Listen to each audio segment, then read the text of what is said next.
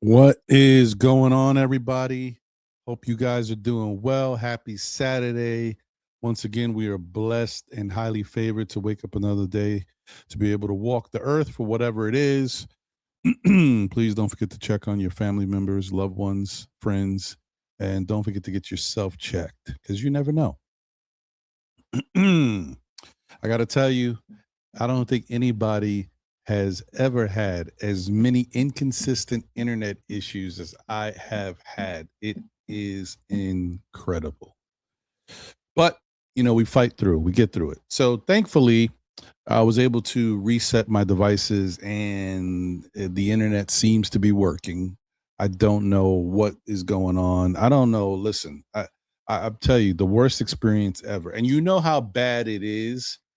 It's so bad that the internet company took almost 50 bucks off my monthly bill for the next year. That just tells you how bad it is that they're willing to give me back that amount of money per bill for an entire year. So it is what it is. We try to get through it. Although I'm really disappointed and I'm upset that I can't switch to a different company because who am I going to use? These people have a monopoly over here. What am I going to do? But whatever. Let's take a look at the weather because the weather is super weathering, and the next couple days is going to be crazy, y'all. Oh man! So it is currently in the New York area, sunny, like super sunny, beautiful, 73 degrees, going up to a high of 77. Tomorrow is sunny, going up to a high of 85. The weather's changed, so it's crazy. Monday, sunny, going up to a high of 81. Tuesday, sunny, going up to a high of 94. Wednesday, partly sunny, going up to a high of 94. And then Thursday, partly sunny, 81. And then Friday, mostly sunny, high of 65. And then the weekend, it shows in the 70s, but so we'll see. But woo-wee, Tuesday and Wednesday, 94 each day. Oh boy. Hot to trot, folks. Hot to trot. Hope you guys are all doing well. Let's open up the good book here and get to the word of the day. We'll stop it on something. Stop. Let's see.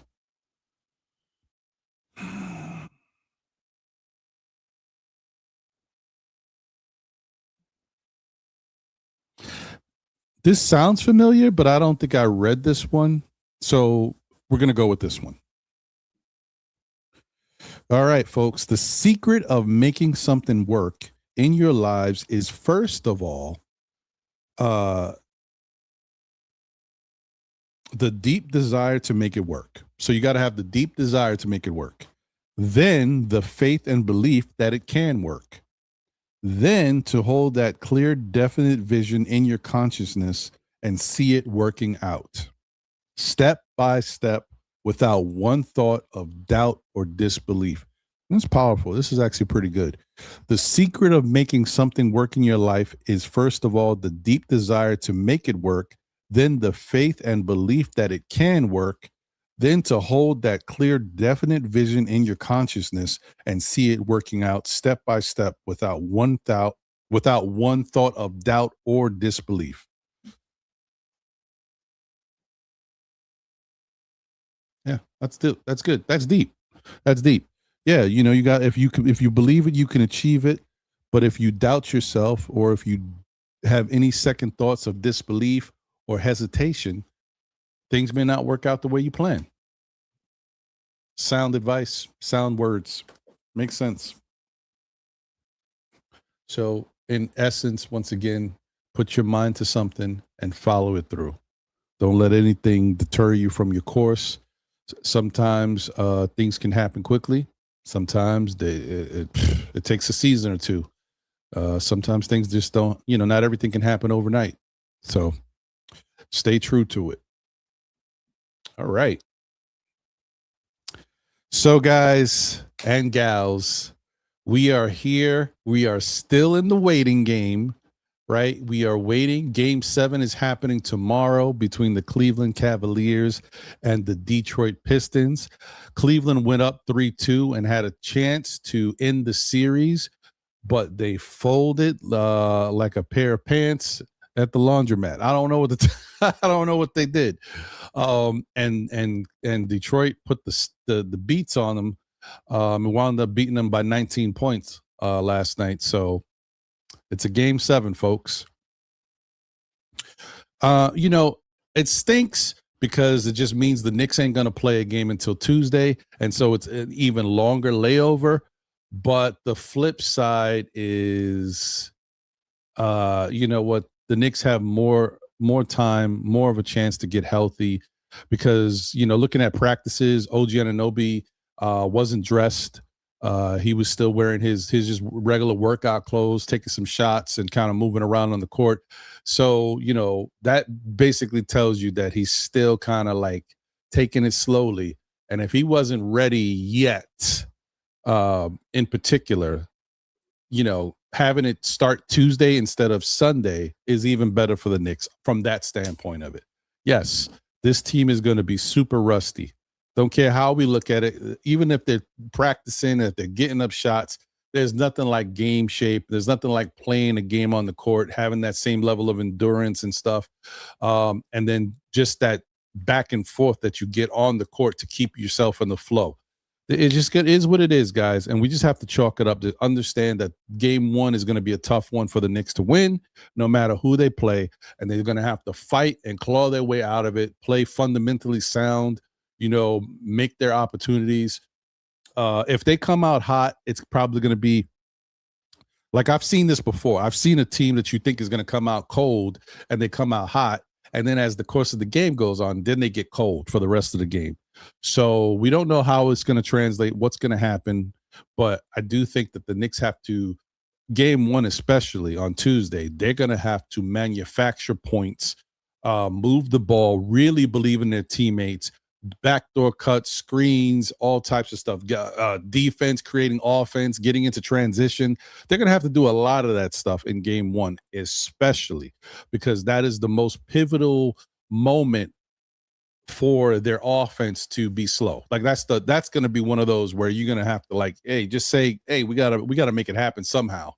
So yeah, it is what it is. Plus the other thing too is in a series of this magnitude, you guys know that you can't take games off. So they got to try their best, especially if you can win game 1, it's going to be very important. And if it happens to be Detroit and game 1 is on the road, then you definitely want to steal that game. You know what I mean? That's the key. So we'll see what happens, but I'm still very confident in the New York Knicks.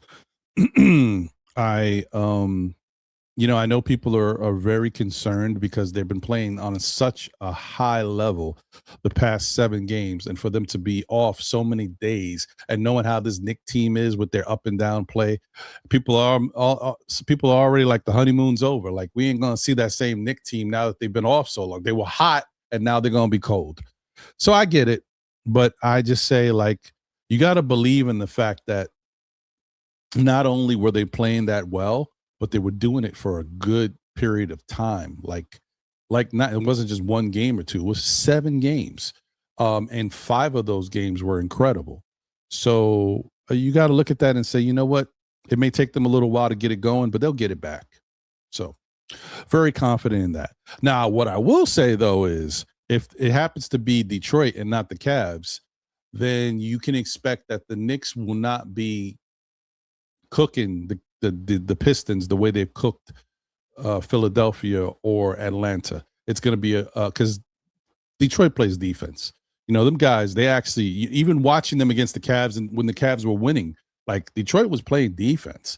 They didn't have enough to get them on the other side, but they give effort. So it's just going to be tougher. That's all it is. Knicks can still win. It's just going to be tougher battles either way. Yeah. So I'm looking forward to it.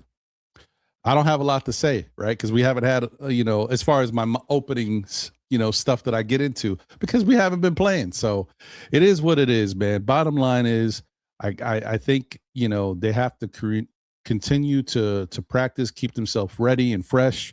OG's got to continue to take this time, rehab, get his treatments, and just hopefully he'll be ready.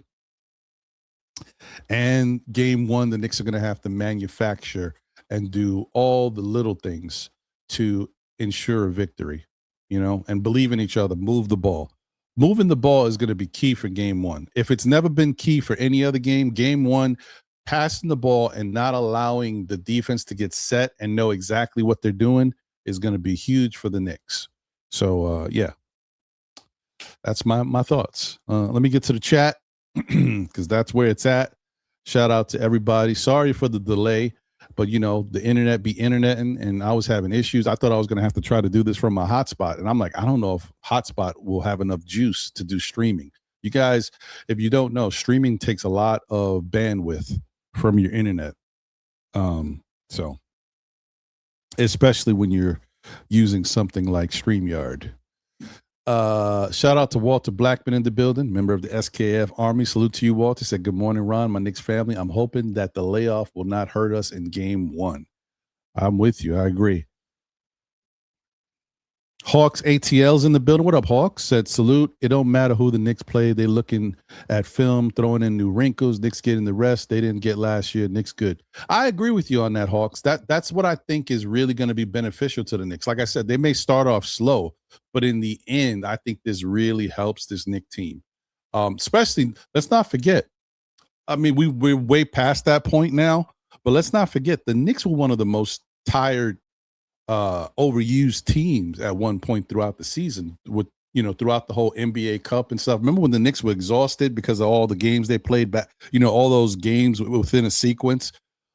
So anytime this team can get some really good rest, it's got to be a benefit.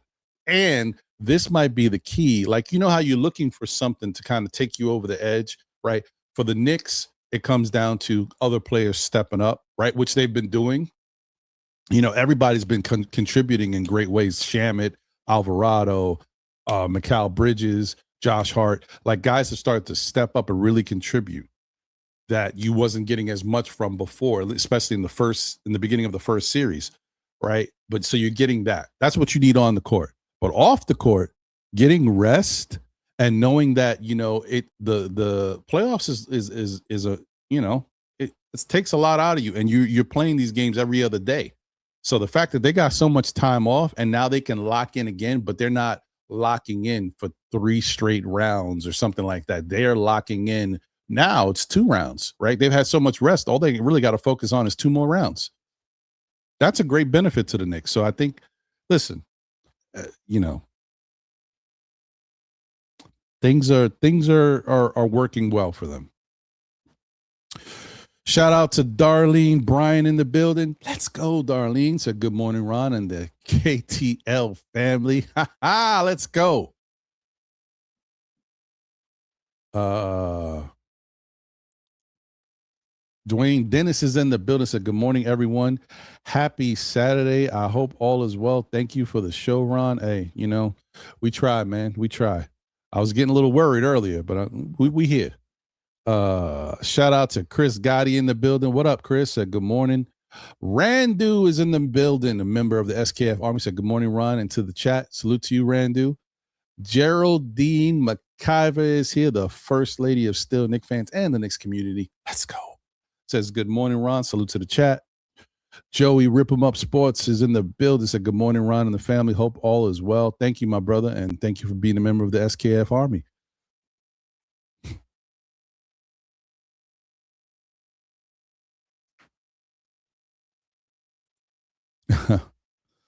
Get ready for Detroit because playoff Jim will arrive in the Motown for Game 7. Okay.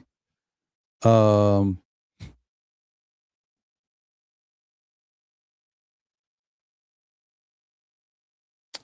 right. Marie B is in the building. Salute. Let's go. What up, Marie? Silk Sutton is in the building. What up, Silk? So what up, Ron?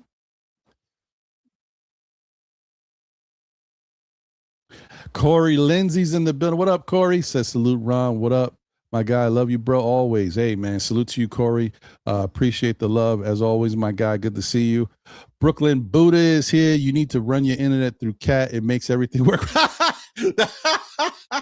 That's good. That's good. That's good. Shout out to you, Brooklyn Buddha. Sean Richardson is in the building. Guess. Out of all companies it could be, you know I'm a Knicks fan. Guess which company it is? Of course, it's Spectrum. Or whatever you want to call it. Charter Communications. Spectrum is the big name, but Charter Communications is the underlying name. I don't know what's going on over there.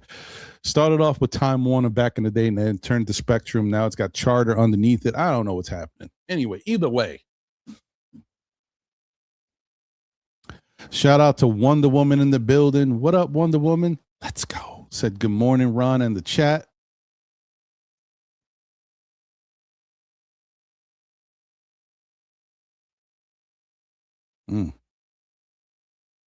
Spree J in the building. What up, Spree? Good to see you. Anna Grill is here. Happy Saturday, Ron, the SKF family. Salute, Anna Grill. Tori B's in the building. Lotoria. We are the is. Let's go. Let's go. What up, Tori B? Thank you for being a member of the SKF Army. Afternoon, my good people. Good to see you. Long Island Sound is in the building. That said, let's go Knicks. Salute to you, Long Island Sound. Mets 21-28 in the building. What up? Good luck.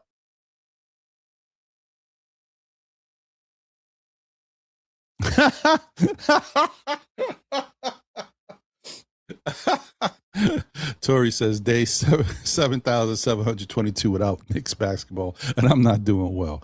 Yeah, it feels like forever. It's true. It's true. Dat Franco is in the building. What up, Dat Franco? Good to see you, my brother. Trapped in the 90s is here. Salute, Trapped. Geraldine says she thinks the Knicks will not skip a beat no matter who we play. I like that. I hope you're right. New Knicks City and Squad. Yeah, what's going on? Salute, Ron. It's Sweepo de May. We got big brooms out here. Knicks for life. Bully ball season. What's going on, brother? Hope everybody's doing well. Shout out to the Organic Fanatics podcast. All my peoples over there, man. Good to see y'all, man. Drip Moore's in the building, member of the SKF Army. Salute, Drip. Preferred bar of the Still Knick Fans Army, as well as the Knicks community. Let's go. You say, yo, what up, Ron? What's good, Knicks Nation? Let's go. Margaret Edwards is in the building. Salute, Margaret. How you doing? Hi, Ron, in the chat. Good to see you. Sha Powers is here. Salute, salute, salute. What's going on, Sha? One half of the Knicks Real Talk crew and family. Salute.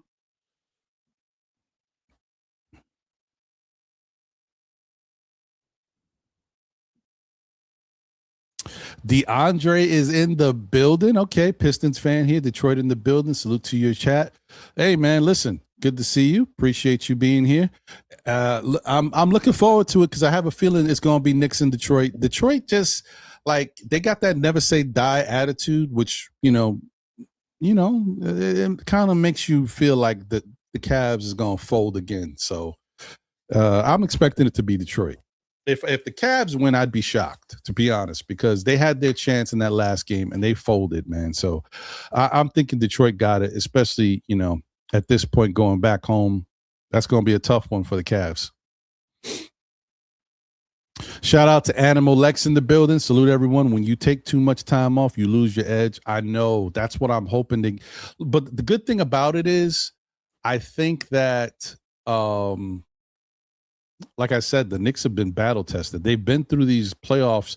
Like you people don't realize how much these last couple years plays into the Knicks' growth and their experience. Like going through the ups and downs and the hurdles. That first year of disappointment, having a team that you think can go all the way, and then everybody getting hurt, right? And then the next year being, a lot more healthy, however, not playing the right type of team basketball. And then losing that way with that frustration. Now you've kind of got the best of both worlds. You've got overall health, knock on wood, and you're playing much more team oriented basketball, believing in each other, getting other people involved so they can stay fresh and add to what you got going on. It's not just about Jalen and Cat. And this is just really like, one of those situations where they have to take this opportunity and run with it. Even if there's a layoff and they're going to come out slow and sluggish, you got to fight and claw.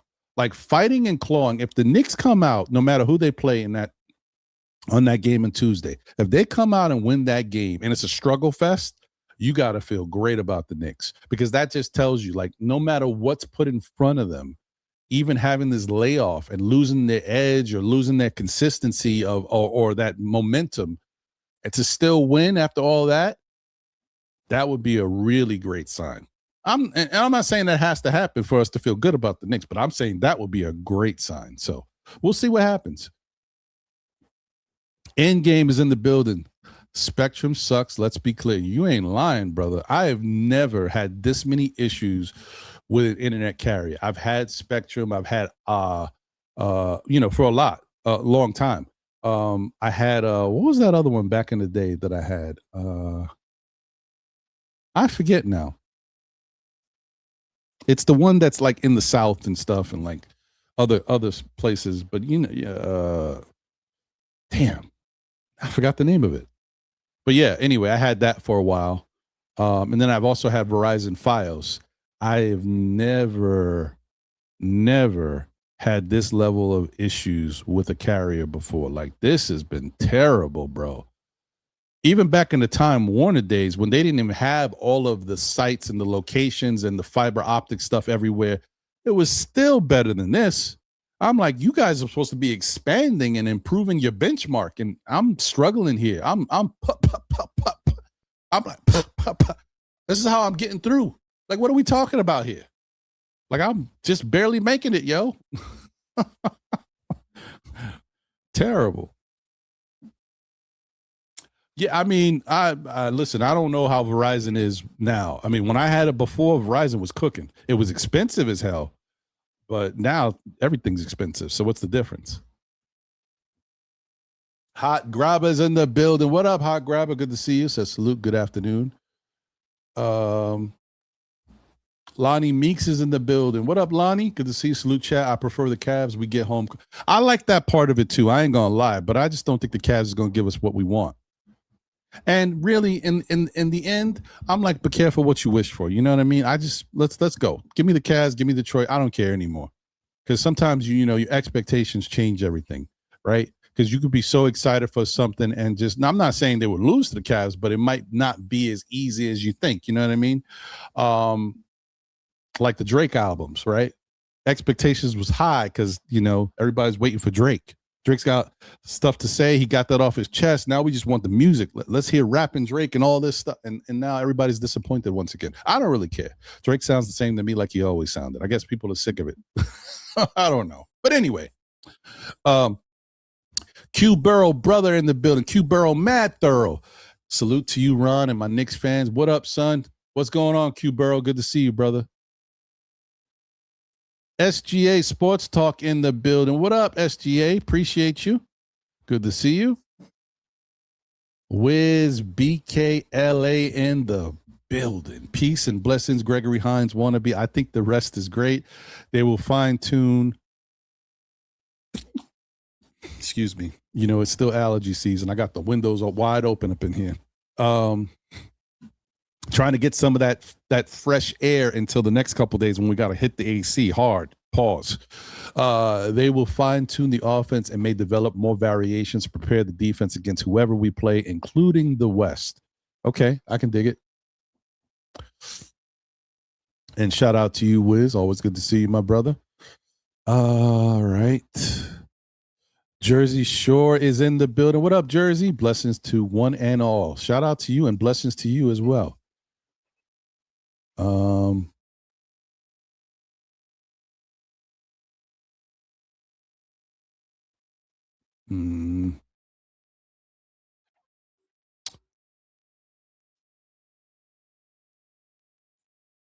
Let me see. Shout out to Bagger Jones in the building. Said, how come people focusing on Knicks losing their edge? What about OKC? They have been off the same time. But the difference with OKC is younger than the Knicks. They are a younger team, a lot more energy, and I don't want to say it, but I think they are proven to. They play better defense than the Knicks. Knicks have played great defense, but OKC is just a little better defensively than the Knicks, top to bottom. So, and the fact that they have the refs on their side, you don't really worry about them as much as the Knicks. You know what I mean? The Knicks, if the Knicks had the refs in their bag the way OKC had it, then I wouldn't be as worried either. But they don't. OKC got that cheat code. So, yeah. And OKC hasn't been challenged yet. See, the difference is, hold on. They might get challenged now because San Antonio might be the one kryptonite in the West for OKC. We'll see.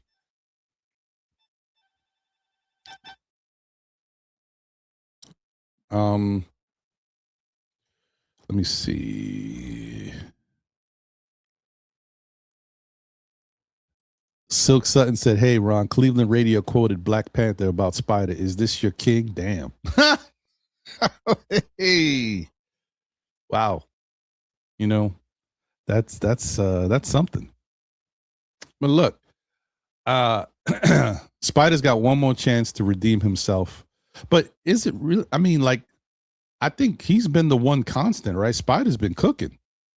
I don't know about the rest of that team. Really, it shouldn't have been that hard for them to really, do what they got to do, considering they have been one of those teams that has been running through the league in the past. Like not this year, but last year they were running through the league. They have the makeup to get out of the series. I think they have the advantage to get out of the series. As good as Detroit's defense is, like Cavaliers got some weapons. When you got a team that's got good bigs, right? You got good bigs. You got good what do you call that? Role players in Keon Ellis and Dennis Schroeder, and you also have not one but two star players in James Harden and Donovan Mitchell. Should be good. Plus, they play some decent defense. They're not as good defensively as Detroit by no means, but you play decent enough defense, and you got interior presence. They should be all right. But whatever. That's their problem. I ain't worried about them. Comcast. Thank you. That was the name I was looking for. Comcast. I had Comcast for a while too when we lived at other places, when I lived in Jersey and when I lived in back in Maryland. And I never had the same level of problems I'm having right now with this freaking Spectrum. It's just terrible. And it kind of makes you think, right? Like all the improvements that supposedly been made, and I'm on the newest devices, by the way, people. They if you go to their website, they're promoting this new Wi-Fi and all. I have that already, right?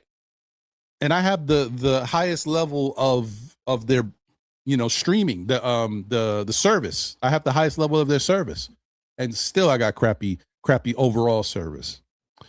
It is what it is.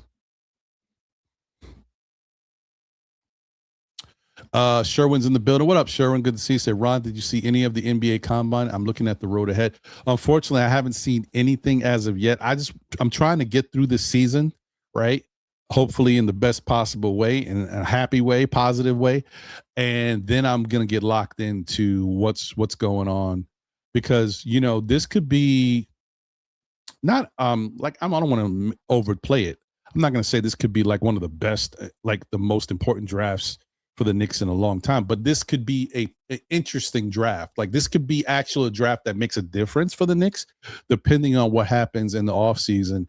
Also, depending on what happens the rest of the playoffs, right? Like if the Knicks wind up losing people or have to get rid of people, the draft could be important. The Knicks drafting who they're drafting could be important. The Knicks maybe trading into the draft could be important if they needed to, because they're not going to have a lot of money. They're going to be strapped. And so having some young pieces that they can add to this team might be the best way for them to go. Oh, we'll see. We'll see. I don't know. It's all speculation. It's a lot of talk right now, but you know what I mean. Shout out to JJ in the building. Salute Ron. Bring on Detroit. I hear you. I hear you. Sounds like that's where it's going.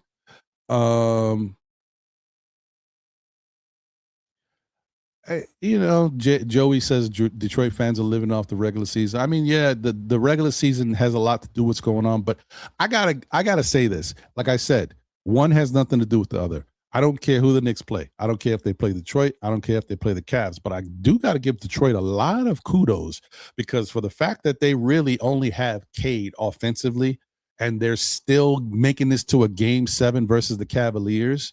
Jalen Duren has had a terrible playoffs for the most part.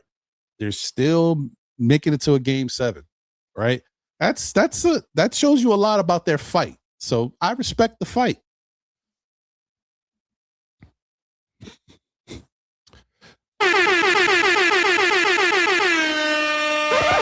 Shout out to NYC B-Ball 08. Thank you for the generous super chat. Says Pistons and Cavs are exposing each other's weaknesses right before our eyes. That is a good thing, that the Knicks can sit back and just watch these teams kind of pick each other apart and see what we can, really capitalize on. Like, this is good game film for the coaches to really, narrow in on. I'm not mad at that.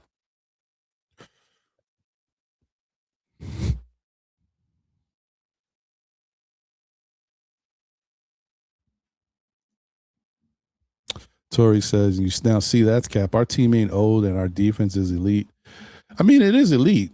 I don't know if it's as good as OKC's defense, though.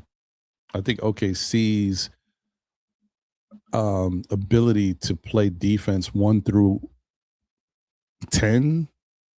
I don't know if that. I don't want to say everybody plays in. They got about 9 guys that do. And obviously they're younger. I mean, they're probably Cleveland. No, San Antonio's the youngest team, right? And OKC's probably right behind them.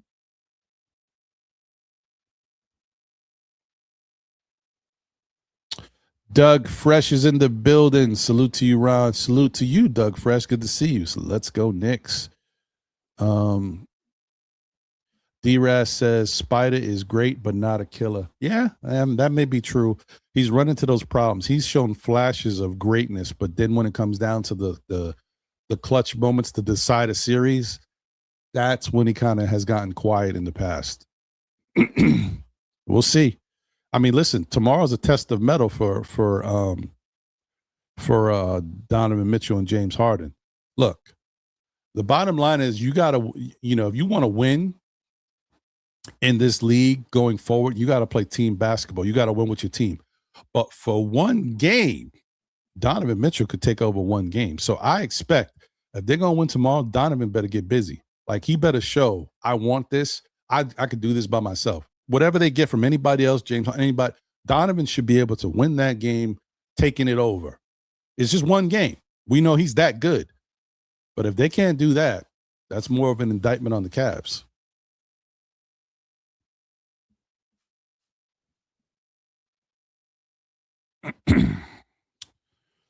Okay.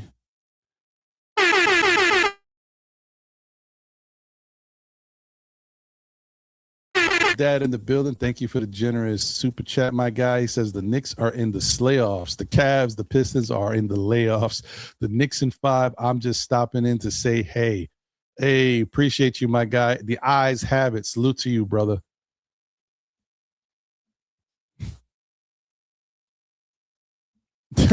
Detroit number 9's in the building.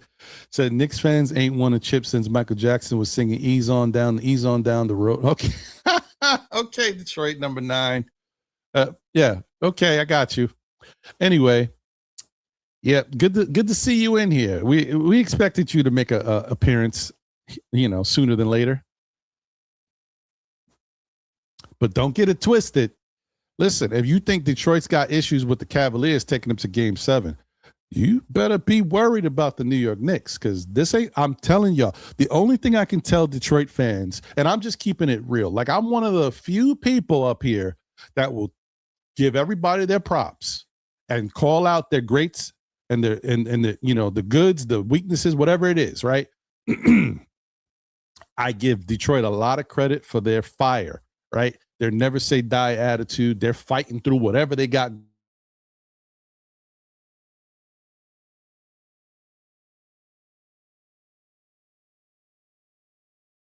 Real. I don't care what real.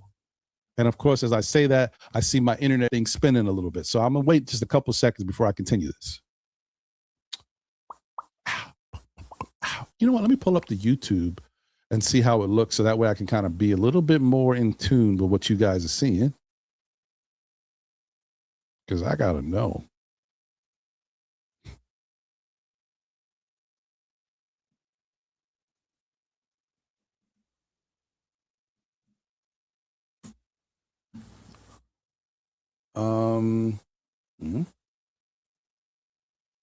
All right.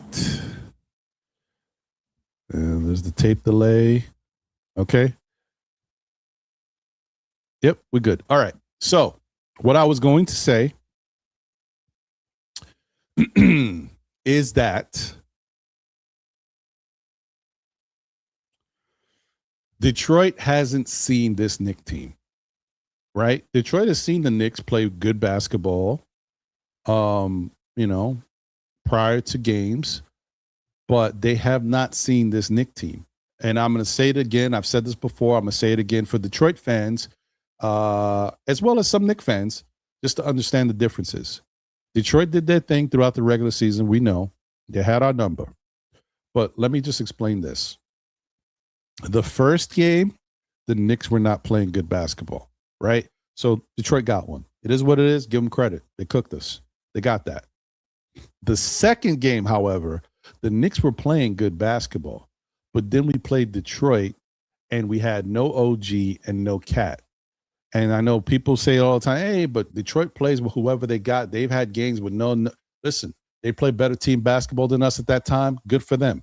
The Knicks at that point needed their starters. And to have no OG and no Cat is too much for the Knicks. We're only worried about the Knicks when it comes to that.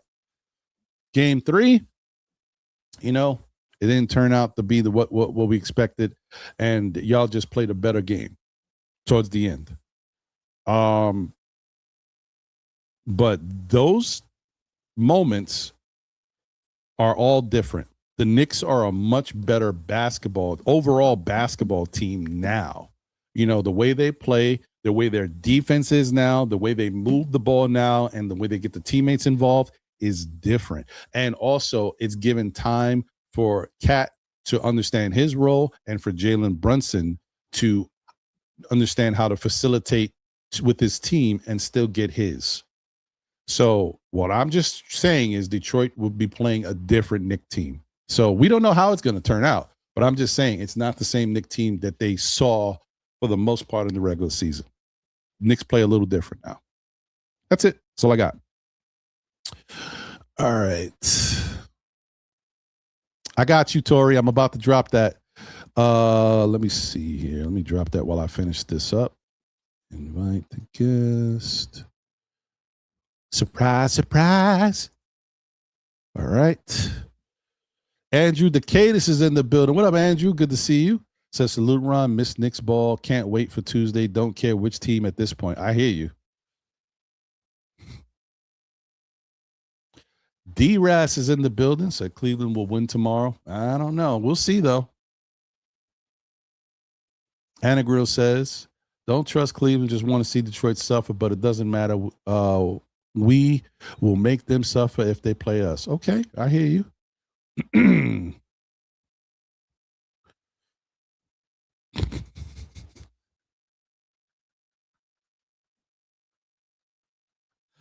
Oh, man. D-Rex says, actual video on my timeline right now. Could Julius Randle beat Helen Keller one-on-one in basketball? Oh, man. Yeah, that's rough. You take the good, you take the bad, you take them all, and there you have the facts of life. Julius is just one of them guys, man. There's moments where you're like, oh man, Julius is different. Then there's moments where you're like, that's Julius.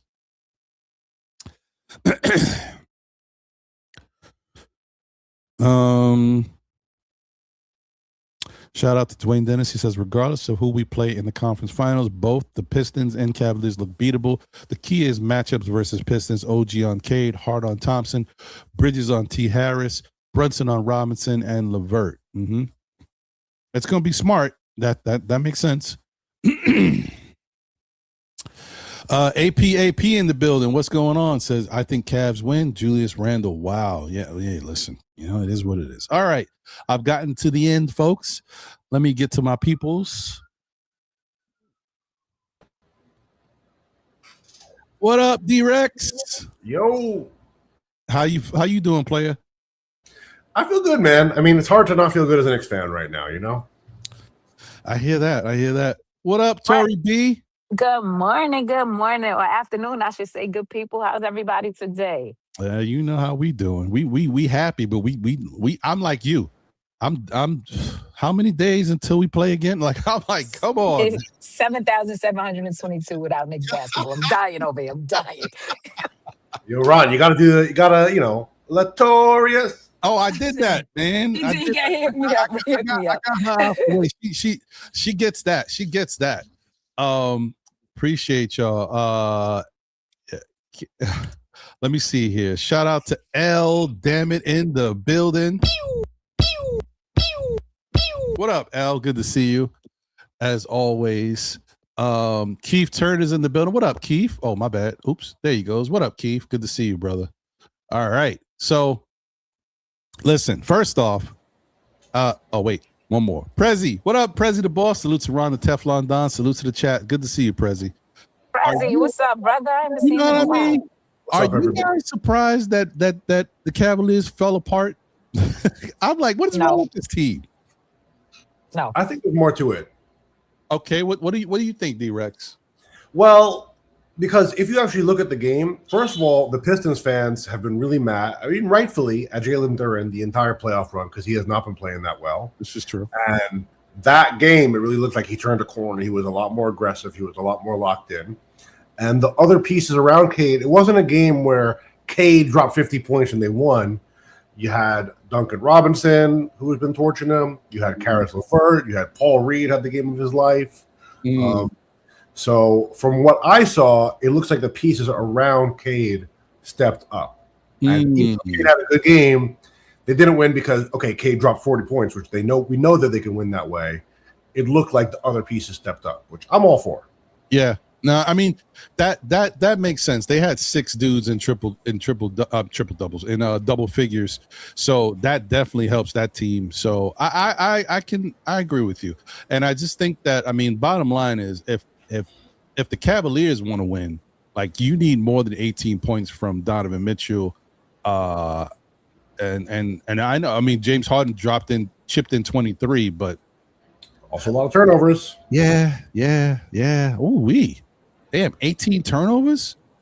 They had a lot. They had 10 turnovers in like the first 14 minutes or something. Sheesh. Yeah. Well, also, Stuart Thompson had a fantastic game. Stuart Thompson is a beast. That's kind of part of the reason why I don't really want to see the Pistons, is really because of him. That's it. If I'm keeping it funky, that's the only issue, because I think Asur is going to be on Brunson, and I know Asur. He's going to be in Jersey, bro. Yeah, and I think Asur feels a certain way, like he's got to redeem himself for how Brunson cooked them to finish that last playoff series. So yeah. So I feel like literally just got back from Cancun for this game. I promise you. He just got back. Just got back. No, I mean, to be fair, like I've always said that even though we won that series, I don't think anyone would say, we won handily. It was an easy win. I don't think any Knicks fan says that. Tough series. That was a very tough series, right? And Asur Thompson, other than that one play, which of course he got clipped for eternity, he did play good defense on Jalen Brunson in his. He did. And that's I love that. I got to tell you, as a Knicks fan, I know it's bad for us to watch it because we're going through it and we have so much damn it, like why is he struggling and we can't get this? But I love when Jalen is pushed to the point where he has to make an adjustment because I feel like that makes him so much better. Because one thing about Jalen Brunson, which is why he is a superstar, okay? All right, I don't throw the superstar term around there loosely. Guys have their moments. There's been superstars in the league, like Kevin Durant is, in my opinion, no longer a superstar. Is he still a star? Yes. He had his superstar run. Like these guys have their run. They take advantage of it, they capitalize, and then life goes on, and then they become like stars because they're still really good. They're just not at that level anymore. Jalen Brunson is in his superstar level, and he shows you maybe he'll have moments where he doesn't look like it, but as he continues to progress and continues to play, he evolves and adjusts, and that's what makes him a superstar. The Hawks series is the perfect example of that. That was a very difficult series for Jalen Brunson, and it was. He got better because of it. That's why he looked so great against Philadelphia. And honestly, let me say this. That's another thing to look at so you can see how Jalen Brunson is evolving in this new style of offense with the team. Jalen Brunson could have dropped 40 in multiple games versus Philadelphia. That defense was terrible. But he did have some 30s, but for the most part, in some games, it was just blowouts. He had whatever they gave him, and that's it. He didn't even play the fourth quarter, but you know why. But I'm saying he could have called his number more, but no, you playing a certain way, and he's locked into that. So I just hope that going into this next series, I hope that they don't lose track of that, because I know they may kind of revert back a little bit, and especially in that first game, because I think they're going to get a little frustrated in game one, not because of necessarily the teams they're playing, but just because of the fact that I think they're just going to get a little frustrated because of what's taking place as far as them being off and being cold at moments, stuff, kind of getting that rhythm back, that gelling going. But once they get past all that, I think they'll go back to the Knicks basketball we've been seeing in the last 7 games. Honestly, Ron, and usually I'm more skeptical than you, I feel like the Hawks series was like a permanent lesson, especially for Jalen Brunson. Because I feel like it was not just the fact that he had Dyson Daniels guarding him and bothering him. I mean, he shot way worse, measurably worse, most of that series, even though we won and won like handily. He was not hitting his normal efficiency numbers, and CJ McCollum was going at him. And he had the whole Knicks fan base. I mean, I think it was one of the few times where really had the whole Knicks fan base united, being like, yo, bro, his dad literally had to tell him, move the rock. It doesn't get much more on the nose than that, So I think that was a huge lesson for him that made him a better player permanently, my opinion. Right. Well, I mean, listen, I hope you're right. I hope this team, the good thing about this team that I wanted to point out again is this is when we start to see the Villanova stuff, right?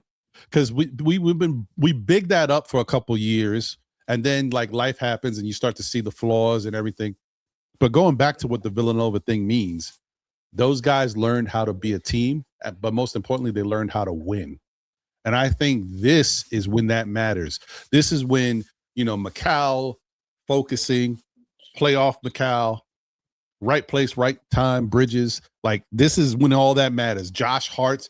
Like, I saw a video the other day. I don't know if any of you guys have seen this video, talking about Josh Hart's intangibles and how important he is to the Knicks. Like, it was a video highlighting all the little things he does. I was like, this is incredible. Josh is a beast. I know I get on Josh sometimes because, Josh is weird because he's so smart on the basketball court. He may not have all the God-given ability offensively that other guys have, but as far as knowing what to do, he knows what to do. Sometimes he may do too much.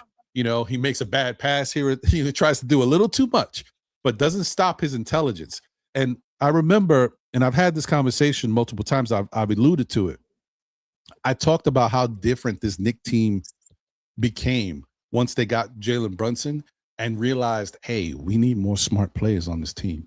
Then they went out and got Josh. Then they went out and got Dante. And then the Knicks started playing a different level of basketball. You don't really take into account how having these guys changes things. It's just, they're workman players. He's on the floor. He does everything.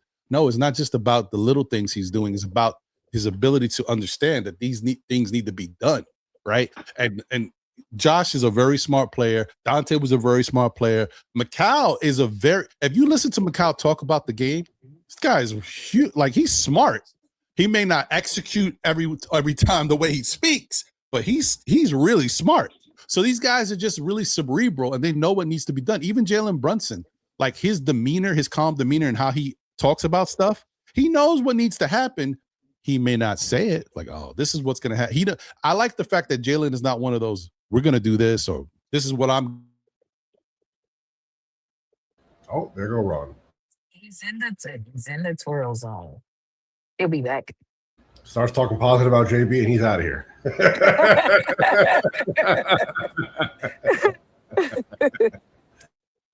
and look at the face he got too. That's hilarious. Okay, wait, am I back? You guys hear me? We hear you. We don't see you. Okay, yeah, I know. I got There lost. you go. You're good.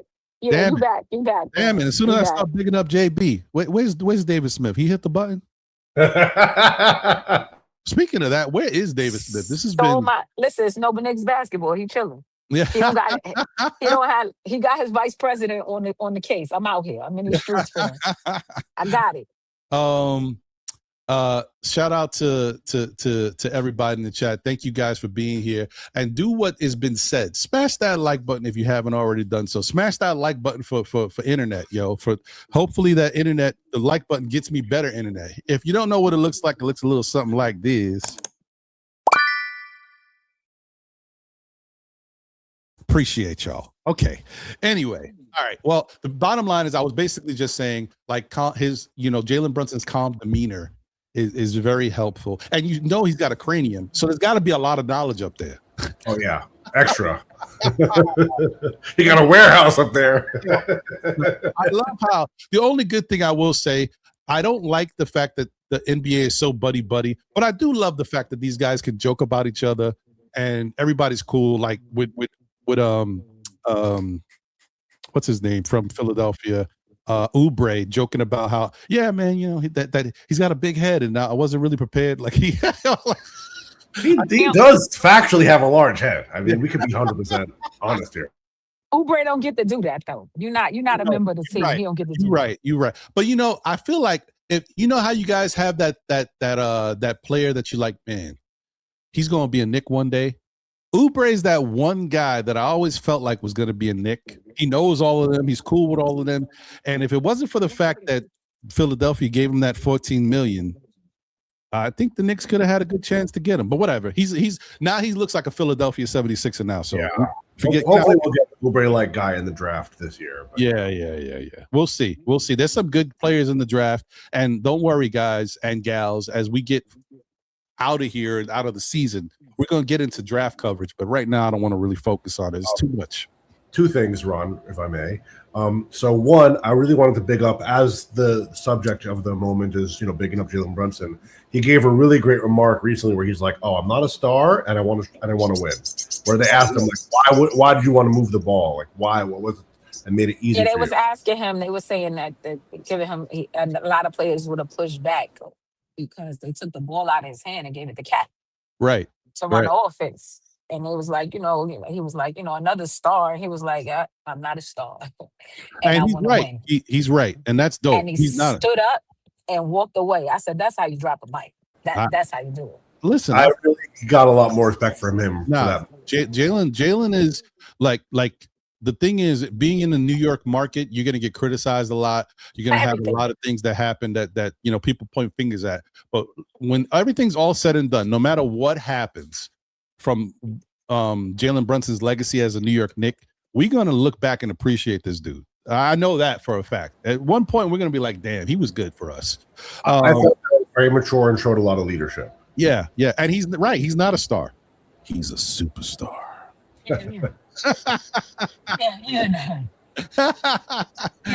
Shout out to him. My captain. Shout out to him. Okay, so let me ask you guys this, because like I said, this is we just talking about what we can talk about, because it's not a lot going on. We don't have not a lot of substance because we're not playing. But how do you guys feel about it? Right. Before you ask a question, right? Yeah. I need to say this to you, right? And I'm not a person who looks ahead, so this has nothing to do with us playing any other team. Okay. But you were talking about Oklahoma City's defense, right? They're not even top 5 in defense in the playoffs right now. Really? And I know, yes. And I know my stat master could back me up on this because you got San Antonio, who's number one, and the Knicks are number two. Detroit Pistons are number three. And I think Houston and Orlando were both ranked ahead of Oklahoma City for defense. Can I put a qualifier on that? Because I it's think, not without I, know, contact. I think your qualifier is my qualifier, but go ahead, D. They haven't had competitive games. That's They haven't what I was gonna blown say. people out. I get it. But does that matter? We blew people out too. Nah, that's true. That's fair. That's a fair So point. So the we're not defense we has can't to- it can't be a give and a take on both sides. We blew people out, they blew people out. Well, I would So- say, Ron can make it. I'm just gonna say I'm gonna give OKC the edge because they do it against us. So I'll give them the edge for that. Until we can take them out of here, I'm gonna give them a defensive edge. if we both get to the promised land, we'll see. And you know Because what? we have to get here. We And have to you know get there. what? They have to get there. That'll be it, Tori. Right. That'll be Yeah. the stamp, right? If we get to Right the now, and It's put looking like we OKC both have to get our demons out of here because Yes. they got to deal with Wemby and the alien, and we got to deal with. It's looking like Detroit, but we'll see tomorrow. Well, you know what? The other thing I want fans. I don't even want to talk about this because we're not there yet. No, But and I'm I don't. No. Don't, please don't. I don't want. No, I don't want to No, look no. ahead. This wasn't about Knicks OKC meeting up in the finals. But I'm just talking about straight numbers right now in the playoffs. I hear right you. now. No, but You're not wrong. There is that qualifier that we said. The only reason why I would give them that benefit of the doubt is because they won the championship with like the best defensive ever in the NBA history, whatever. They were the best regular season team this year. That's a pretty big example. I can't ignore. Oh, now they're magically going to become a bad defense in this. No. No. I don't want anybody to say. Listen, these are literally coming down to a point here, point there, point here. Like we giving up 104 points, they giving up 109. It's not like it's a 50-point difference. You know what I'm saying? Like it's not like it's a huge difference between us and any team. And the San Antonio Spurs are number one, giving up 102 points. What's 2 points? yeah, Right. 2 I points hear is you. a whistle. You know what I hear mean? you. It's a whistle at the end of the game. That's what that is. So I'm just saying, like, I'm not giving nobody the edge because we ain't playing them right now. We getting ready for whoever's coming up, either Detroit or Cleveland. Also, not for nothing. I mean, the Spurs look really good against the Timberwolves Oh. in the series, man. Yeah. But the Timberwolves, they down Dante. Ant-Man coming back from a horrible injury. They're in a bad spot, and also Juju is doing Juju things. But we Yeah, you know. if you're watching I'm these not- games, bro, Castle and Wemby is I'm looking pretty good. Stephen Castle looked amazing against them. He couldn't miss in the first quarter. I'm like, damn. I was going to say that I think, and this is what I will say. That's all I'm going to say about this. I just want Knicks fans to understand this. We cannot look at anything for what it was in the past. We just have to understand what it is right now. And what I mean by that is San Antonio has given OKC a lot of problems, right? We have handled San Antonio. Do not look at that and say somehow if the Knicks get to the finals and we play San Antonio, that means the Knicks are going to win. I mean, I still feel the Knicks could win, but don't trip because San Antonio is learning a lot in these playoffs and they're playing some good basketball and they're very physical right now. Like how do I say this?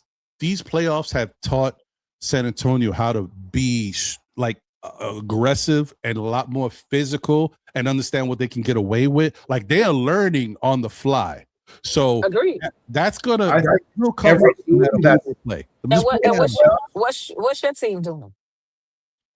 I just feel like we always. Oh no, I'm not worried about that. I'm to just the left or to the right. Like I don't feel like even Knicks fans give the Knicks their proper due, what they're top to do right now. Like 100%. the team that walked on the floor against the Atlanta Hawks in Game 1 is not the team that you're seeing right now. Right. I've always said They've that. learned. They've They've grown. Like you can look at them and see that they've grown. If you think back last year, right, when we beat the Detroit Pistons in that first round, right, what were they doing? They were celebrating, right, jumping up and down, pooping and hollering, running off the court, talking mad smack, right. Same thing after the Boston series. Same thing. After them games when they came back from, I mean, look, you're supposed to be excited when you come back from 20 down, right? But they was jumping up and down like they won the playoffs. They was acting real brand new out there. Like they won everything. If I you mean, it watch your literally was brand new for us as a fan base. No, So I get it. No, I'm not talking about the fans. I'm talking about the Knicks as players. They were celebrating them for wins like they won something, and all they was doing was advancing to the next round. right. If you look at your team now, they all business. You didn't see that at the end of the Atlanta series. They dapped them dudes up. They did their interviews. They walked off the court and was like, "Yeah, job ain't done. So We got another series." I Same think that's thing a with good point. Philly. You know what I'm I think saying? Like, it's a good point because with the Hawks, like all those wins you're talking about, we were not projected to beat Boston at all. I don't think even all the players were particularly confident we were going to beat the Celtics.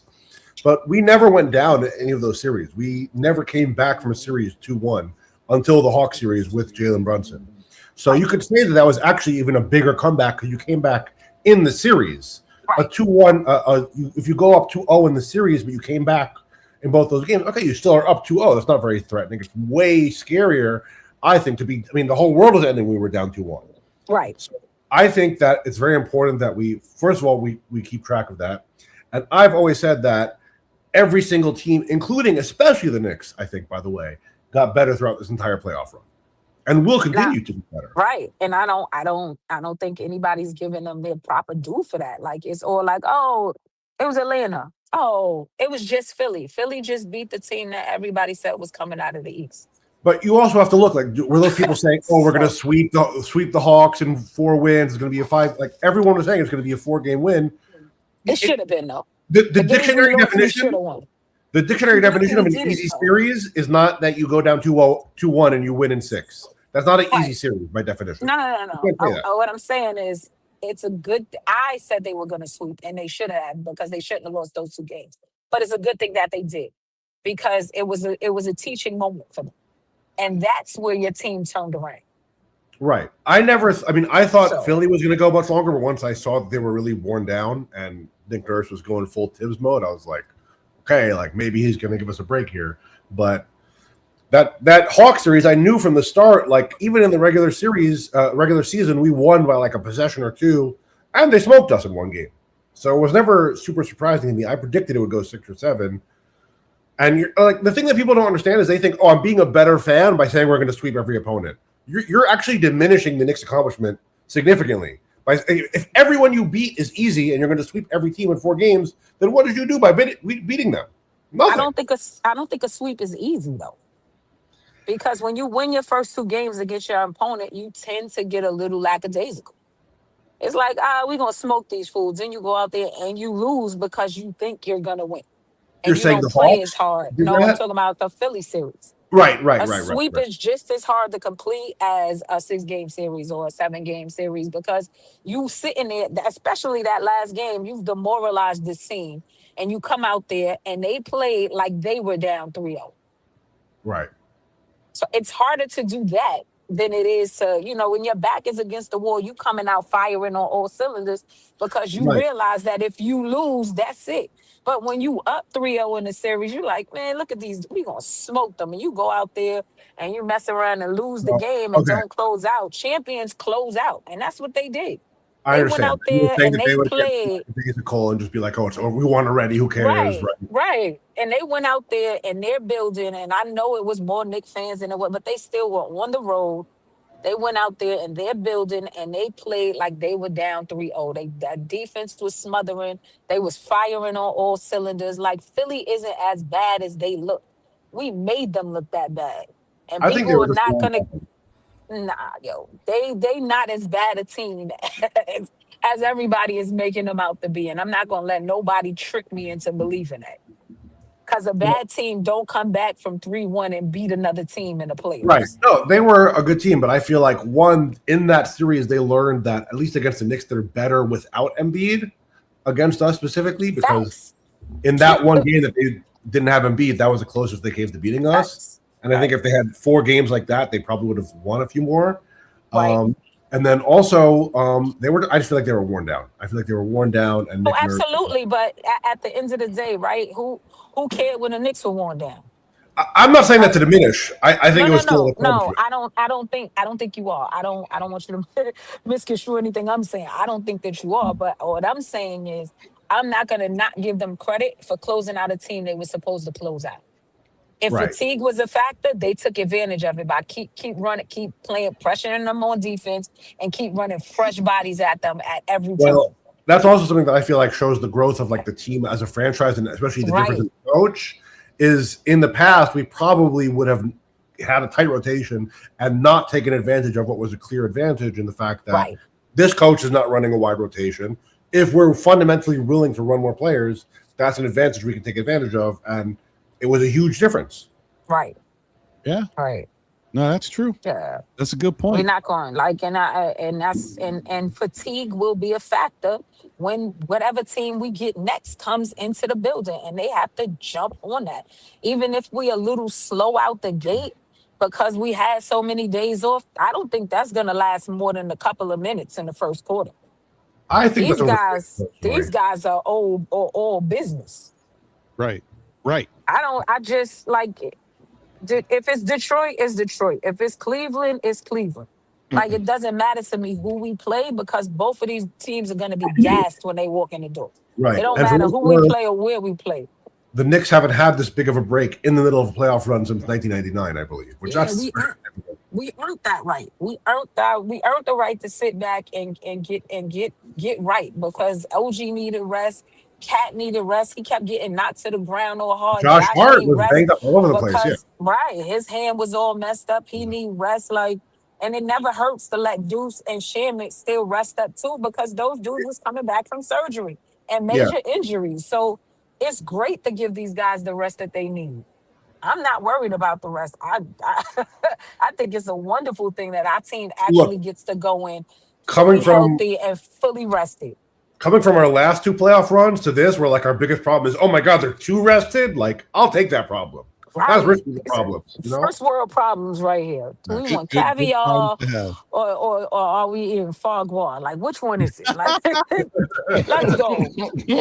Hey, I it's love it. first world problems. I just, just get, this team turned a corner in game four. And I'm not talking about when Papa Brunson yelled at Jalen, because that wasn't it. The moment came at the It end did of the help. game. It did help though. I No, love I that know play. what I'm saying. Listen, I love it. I love that he did it, and I love that he was there because he's the only one that could have did it. Right. Right. Right? He needed to hit because Jalen was about to go into full hero ball mode and start chucking, and his daddy knew it, and we was up 20. He like, if you don't stop, like Yeah, stop I playing. think others could have did it, but when his Right, father said it, it hit right, home more. Yeah. right. That And definitely but hit that something. Hit a it nerve. was Yeah. it Yeah. was helpful. But the moment that turned that series around was acknowledgement. When Jalen walked off the floor and tapped his head and called Anthony Towns' chest, I knew right then and there this team was locked in. I'm like, Mm. yeah, it's a wrap. It's over for whoever in front of us. And they demolished Atlanta for the rest of that series. And then as a Nick fan, and we're all Nick fans, we all know that there is a point in time when the Knicks nick. They be nicking. So you're like, oh, they gonna go in here, Philly on a high. I know they tired, but if the Knicks are who I think they are, they'll blow the brakes off these dudes because they'll take advantage. They went in, blew the brakes off Philly.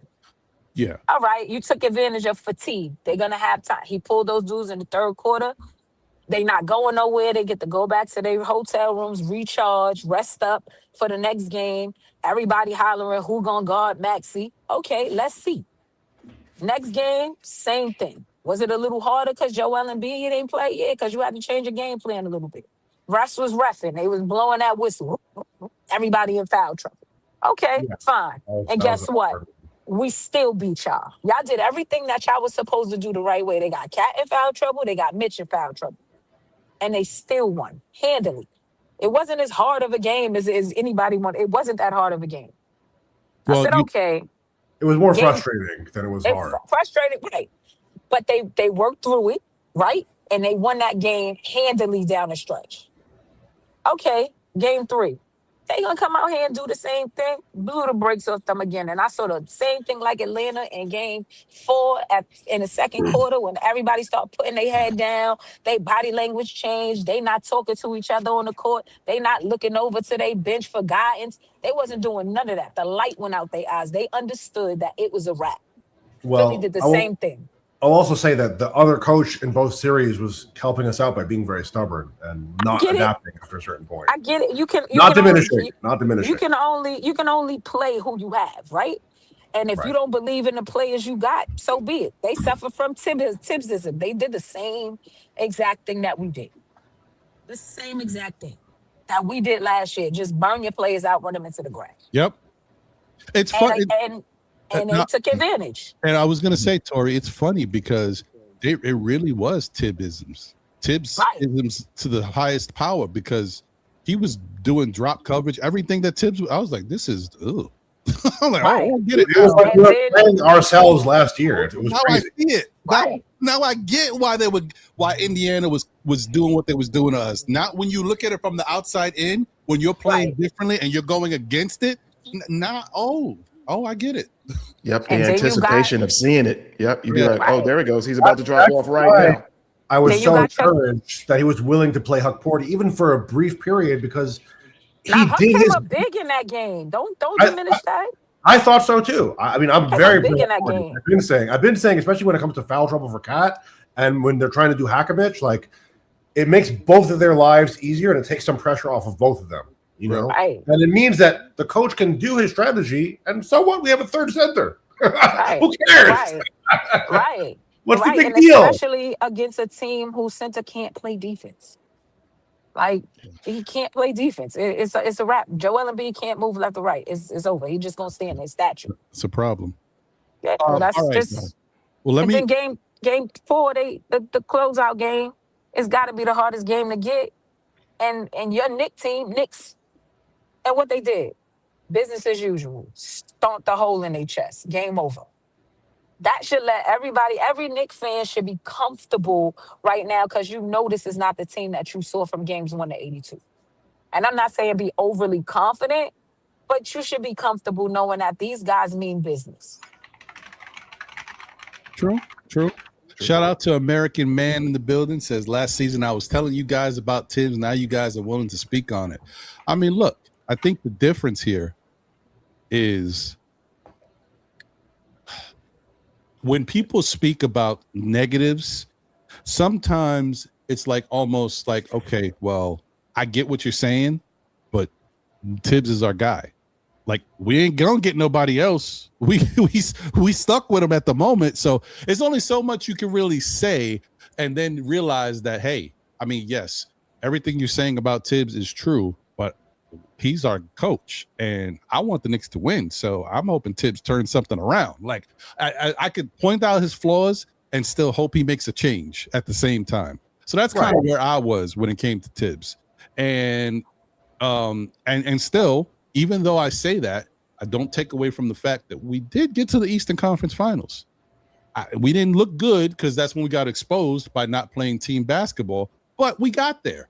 So, you know, it is what it is. I hear you, though. I hear what you're saying. And this year, now that Mike Brown has been able to kind of put his stamp on the team, because I do believe his stamp is on the team now you can kind of look back and say, okay, I can see the difference. I can see how this plays better. And part of that is not just because of the fact that the Knicks are really good offensively, because they were becoming good offensively last year on the Tibbs.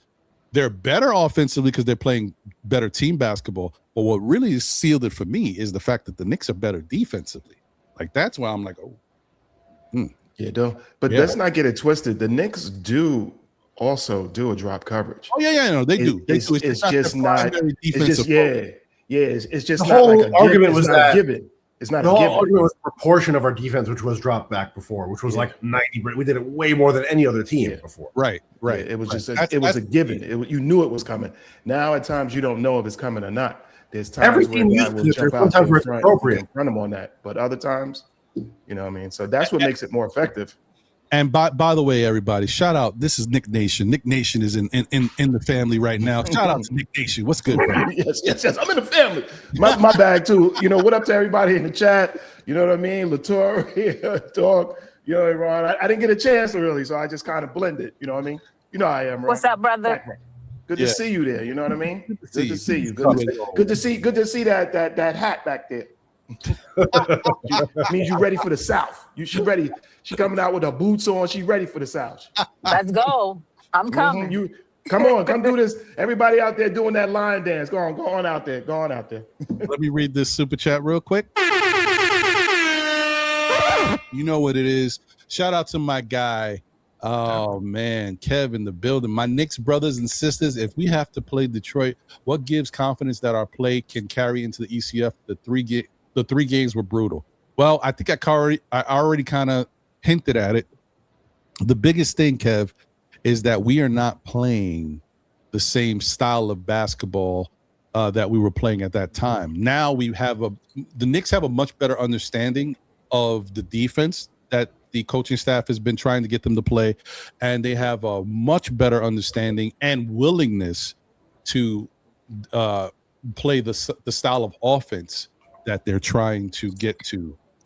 Because before it takes, and I said this before, and I'm gonna keep saying it sounds like a broken record. It's not excuses. It's the real. You ask anybody in the league about offenses and defenses and new coaching and all this stuff, and they tell you normally it takes 2 years or more to get it down. You know, when you're changing stuff. The Knicks are doing this in year one, and they have to because they're a championship-bound type team. They got to get it right early. So it just took them a little while to really not only to understand what they need to do, but also for people. You got, like, I can't underscore this enough.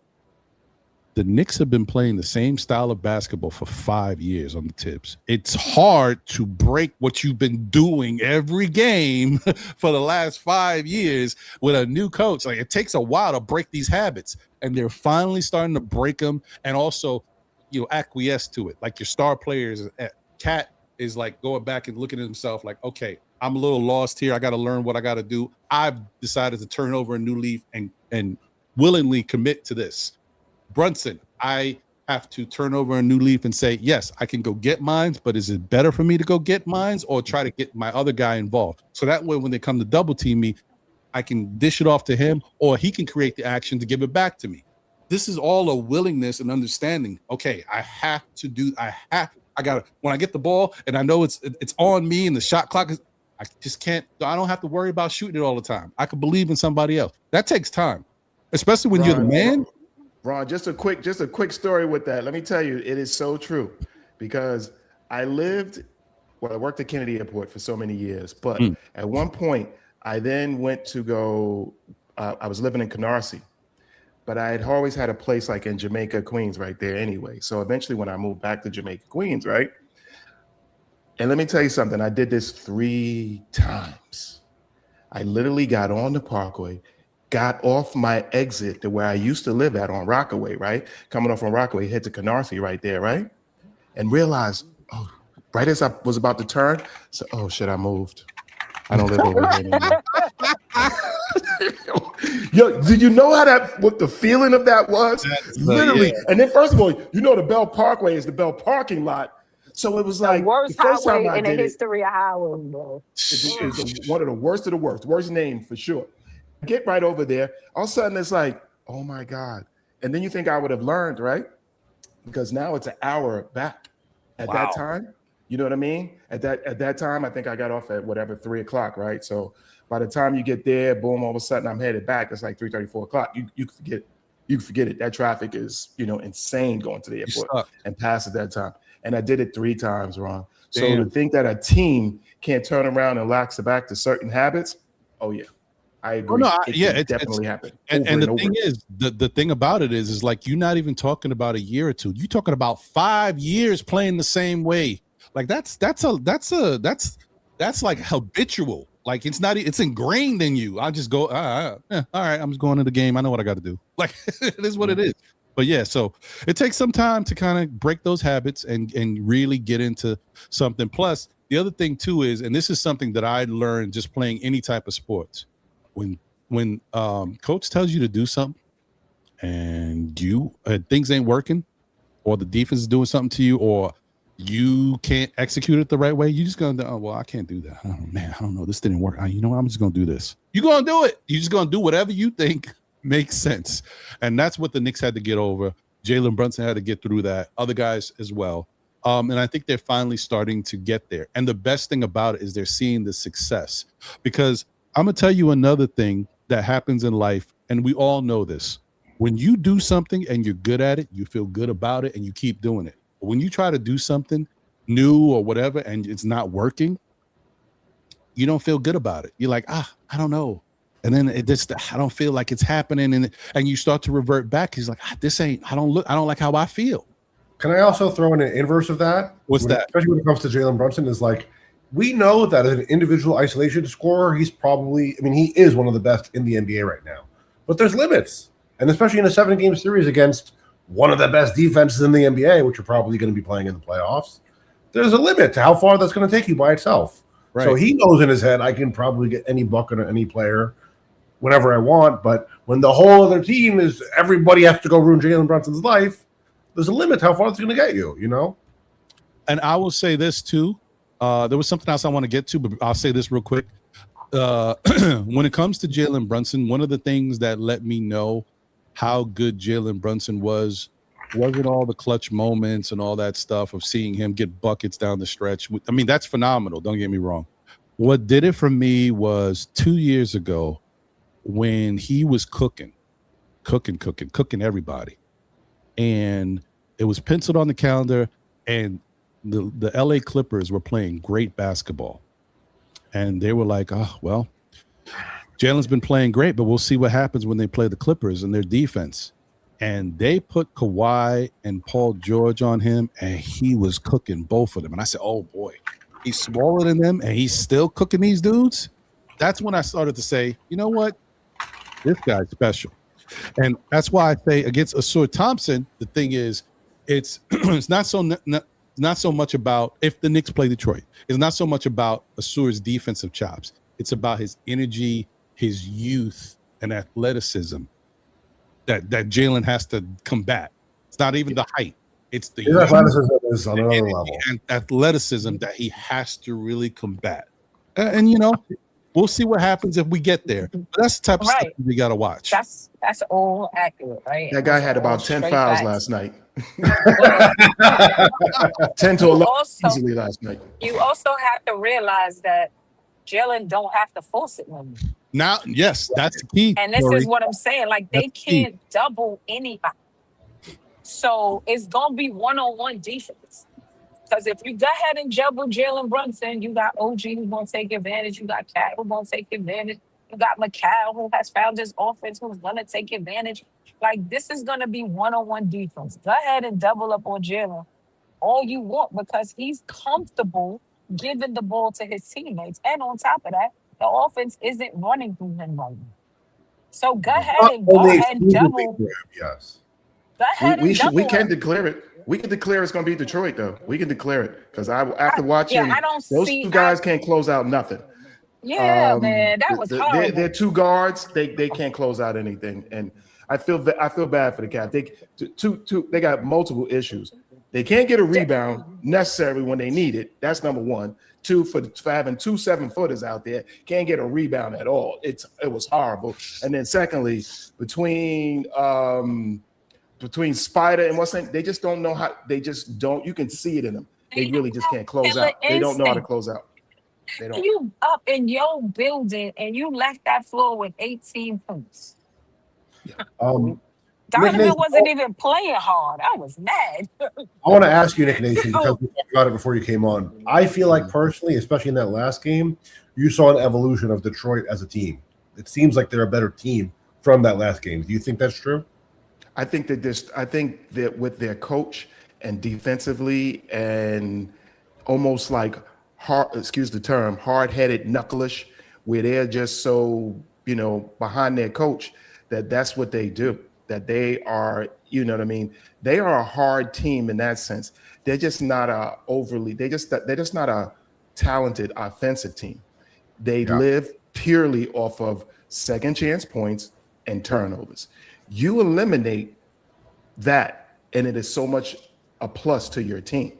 So if you can minimize that, because that's what they live off. They can't win without that. They can't just come in and they can't come into a game and beat you straight up on the offense. They may have a hot night, one or two here, but that's not their game. They're just not. And the bottom line is that Spider takes way too many plays off defensively. We already know the beard can vanish at any given moment. He doesn't know how to brace down. Like, this was game 6, a closeout game. They should have came out overly aggressive on defense. You're home. But they did the opposite. They came out trying to sponsor their offense. Once again, it failed them. They looked at Thompson, and instead of saying, hey, I'm going to take Thompson off, take the pressure off of what's name from Thompson, simply pass the ball. Simply put Thompson in the corner. Give him some points of action once he's past the point of half court. You know what I mean? Make him what's names. But what did Harden do? Bounce, dribble, bounce, dribble, bounce, dribble, bounce, dribble, bounce, dribble, bounce, dribble, bounce, dribble, turnover, boom, one shot, back the other way, no points. So what's names? Get back on the other end, totally. Second chance points, and gave up at the end, toward the end of the game, gave up nothing but inside baskets. It was disgusting. Yeah, that was horrible. And then that stupid flop he did, I was so happy they didn't blow the whistle. I'm like, oh my God. You know what's crazy is, so that flop that he did, Dean Wade fell on the exact spot that he flopped. Oh yeah. But you know what's even really terrible about them? I tell you, it's really terrible about them because I kept watching it. It was the same thing over and over and over again. And let me tell you something, if the Knicks do something stupid like that, I would be beyond pissed. Cade ran this out, and that's his category point of what he does. Cade ran at point at the top of the key. He would step 1 foot into the maybe into the point of it, hunt it. What's name here? Pivot, turn back left, throw the ball. It gets to the elbow, boom. Then all of a sudden from the elbow, left baseline, jump shot. It happened over and over and over again. A different variation, but for the most part, the same play. To be the fair, same though, play that they run. It's disgusting. We struggled guarding that in the regular season, and it's because Cade is a big physical point of attack initiator, which is an archetype we struggle with. So I'm curious to see if it's not like we shut it down in the regular season. Let's be honest. But most people know it. It's the reason why Cade is such with turnovers. It's because it's the same thing over and over and over again. It's variations of it. What's name this? They may throw in a pin down on it here and there, but it's the same variation of the same play over. He's comfortable. He's more comfortable going right and pivoting back left and what's name. And then it may be a hockey pass and point from there. But it's the same variation of the same play over and over again. And they looked at them, and I looked at Cleveland like, y'all just can't defend it. You just can't. Right. Your guards refuse to. And they're super sloppy on the offensive end with their passes. The Knicks are going to feast off of that because we play the passing lanes so well on defense. I don't see the struggle. I just don't. But we'll see. We'll see. Yeah, it's gonna be a fight if that's the case. It's gonna be a fight. It's gonna be a fight for who? Well, I'm saying it's gonna be a fight to see, like, as far as dealing with Cade. And listen, you can let Cade get 50 again. I promise you. You can let him get 50 again because who else is gonna do something? Listen, the only thing I will say is, I don't know if in the past I would have felt good about that too. I'm thinking the other way. I'm thinking you gotta just worry about taking Cade out of the game. I think that Detroit team really fuels off of Cade's energy and his scoring and his spurts. So limit Cade, and I think you could do it with 3 guys. I think you can limit Cade with Mikal Bridges, with Josh Hart, and with Deuce McBride. I don't even think OG needs to worry about Cade. I think I'm not so confident in Deuce on Cade personally. Well, no. See, I'm not saying that he should be the primary person that can handle Cade. What I'm saying is there's going to be moments where Deuce's defense can really get up in the chest of Cade, right? The smaller person, if you can play defense and you're smaller, you can do a good job against these taller people as long as you have the right defensive, like a guy like, and I know they compared him to him, when he first came into the league, and I know he's not really quite Oh, they're I forget wrong. with In the Matrix. In the Matrix. Oh no. Your voice In the is, we can Matrix. hear you a little bit. As long as you, that's all that matters. You gotta stop face. What's his name? The dude who's with Marcus Smart. Like Marcus Smart, smaller than mostly everybody. Played defense on everybody in his prime at a high level, locking dudes up. Whether you the small forward, the center, the power forward, giving you fits. Dudes can play that level of defense. If I'm not saying he's not Marcus Smart, but I'm saying sometimes the different matchups can really frustrate a player. Giving him a taste of Macau, then giving him Josh Hart, then giving him Deuce. Can I interject on this one? Because they say there's studies for this, there's statistics for this. They say that the ape index, or somebody's wingspan relative to their height, is actually a bigger predictor of how they'll defend better than just their height. So, for example, Deuce McBride and Jose Alvarado, they're pretty similar in height, but Jose Alvarado has a 6'1" wingspan. Deuce McBride has a 6'8" wingspan. So Deuce McBride. What's it called? The what index? Ape like a monkey. Ape index. Okay. You can look up ape index. This is a known thing. This is why they always say the wingspan of the player. It's your arm wingspan. So why I say that is because Deuce does have a positive wingspan, a very good wingspan for his height. However, that being said, we've seen Deuce get cooked by Cade really bad in this regular season. So I would feel more comfortable with, and it's not like people are diminishing the other threats of Detroit. Danis Jenkins is going off for them lately. Karis LeVert, Duncan Robinson is going to be very annoying to deal with in the series if you have to play against them. So I would feel more comfortable with some of those other guys getting Deuce on them. Put OG on. I mean, you got to take Cade seriously. Come on, They're going to dictate their matchup. That's the way it works with their offense. They're going to do their best to either trap, screen, whoever they want to.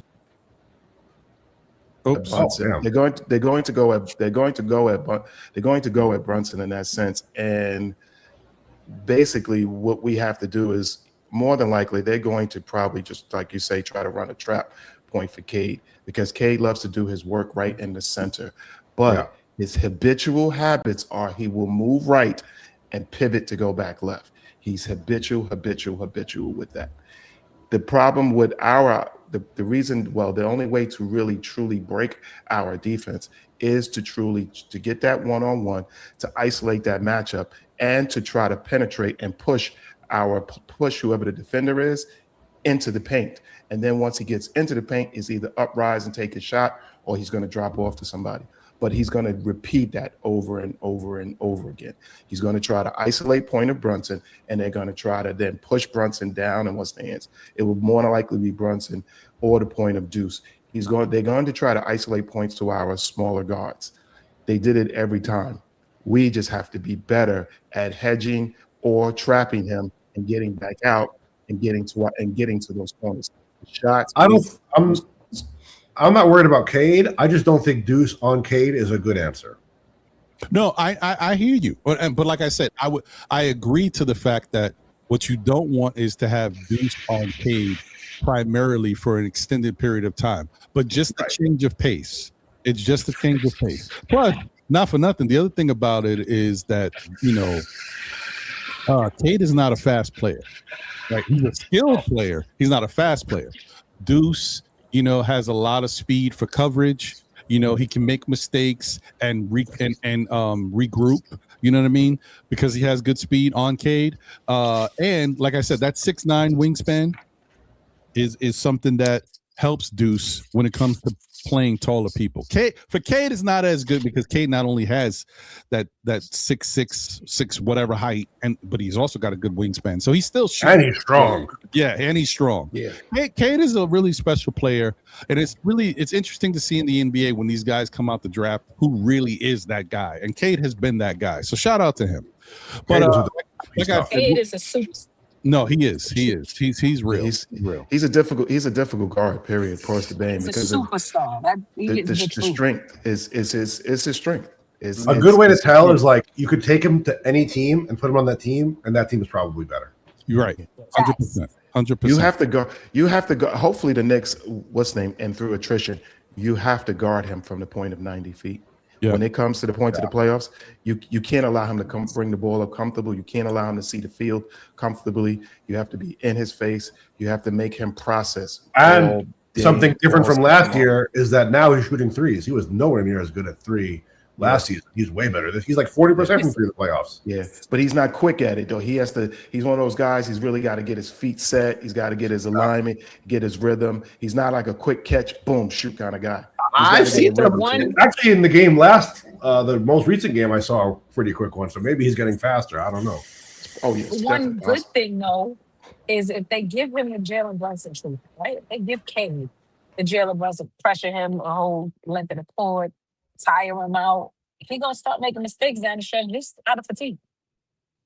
Yeah. And he's turning the ball over. He doesn't have turnover definitely he's 8-9 turnovers a game. Like, and the Knicks, they know how to score for turnovers. So I feel like there's more pluses on our side than minuses, but we shall see if we even play them. Like, I don't trust that Cleveland can't go in there and win. I don't trust that. Donovan Mitchell can go in there and get 45. Like, we'll see. I agree. They got to close out. And I'm not saying they can't. I'm saying they have to. I think that when you guys were talking about the game plan, I think the Knicks already have the game plan for Cade. I think they showed it to you when they played Atlanta. When they decided to take CJ McCollum out the game and start doubling CJ McCollum, they showed you what they can do to Cade, because people like in hindsight, you would think, don't get me wrong, CJ McCollum is good, but you think, why would you double CJ McCollum? You know what I mean? But they doubled him, and that took Atlanta up out of there when it came to their offensive style, because CJ McCollum was the bucket getter. Right. So, yeah. Right. You got to take the bucket getter out the game. That's the reason that was working. That's what Atlanta was doing against the Knicks. That's how they won those two games, because they kind of took Jalen Brunson out and forced other guys to beat him. And at that time, we weren't really executing. And this is what you got to do to Detroit. They ain't got – look, I don't care how good role players are stepping up. There ain't nobody on that team like Cade. So take Cade out the game and force everybody else to beat you. And I'm confident that the Knicks have good overall defense. That's not going to be an easy task. So that's the way, in my opinion. Let's go. That's all. That's what I'm saying. Let's go. I'm ready. I'm ready to play. Let's go. I hear you. Let me get to these super chats. Also, shout out to Rolando. I don't know if is it Rolando dog, or is it? I mean, I know how you saying it but is your name Rolando or is it Roland? So I want to say it right. Shout out to you, my brother. Thank you for being here. Shout out to DG Films NYC. Shout out to you. He says, if you're from the South Side, you know better. I don't know what the that's referring to, but I appreciate you.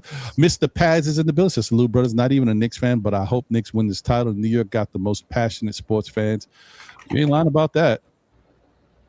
Shout out to Knicks 1974 in the building. What up, my guy? Salute to you. Shout out to John Smith is here. Cat on Cade will work a big on Cade is what Orlando and the Cavs have done with success. The only problem is I don't like don't get me wrong. Cade is kind of slower than other guys. He ain't that slow. He going to be, I don't know if Cat's footwork. Cat's too slow to kind of really stick with a Cade. I think he'll get him in foul trouble. And I don't think we need that. That's the only thing. And I don't think the Knicks defense is good enough. Knicks defense is better than not for nothing. Right now, as Tori was talking about, Knicks is one of the top defenses in the playoffs right now. They don't got too much offense and defense. Yeah, they don't got to do too much. Did you catch all these super chats, Ron? He about to do them now. Okay, I'm sorry. Get to your pick. All right. And shout out to Heem in the building. Knicks have to attack Duncan Robinson too, like when he was on the Heat. Yeah. Yep. I hear you. Okay, let me get to these super chats. East Blue Drew's in the building. What up, East Blue? Good to see you. All right, where we at? Here we go.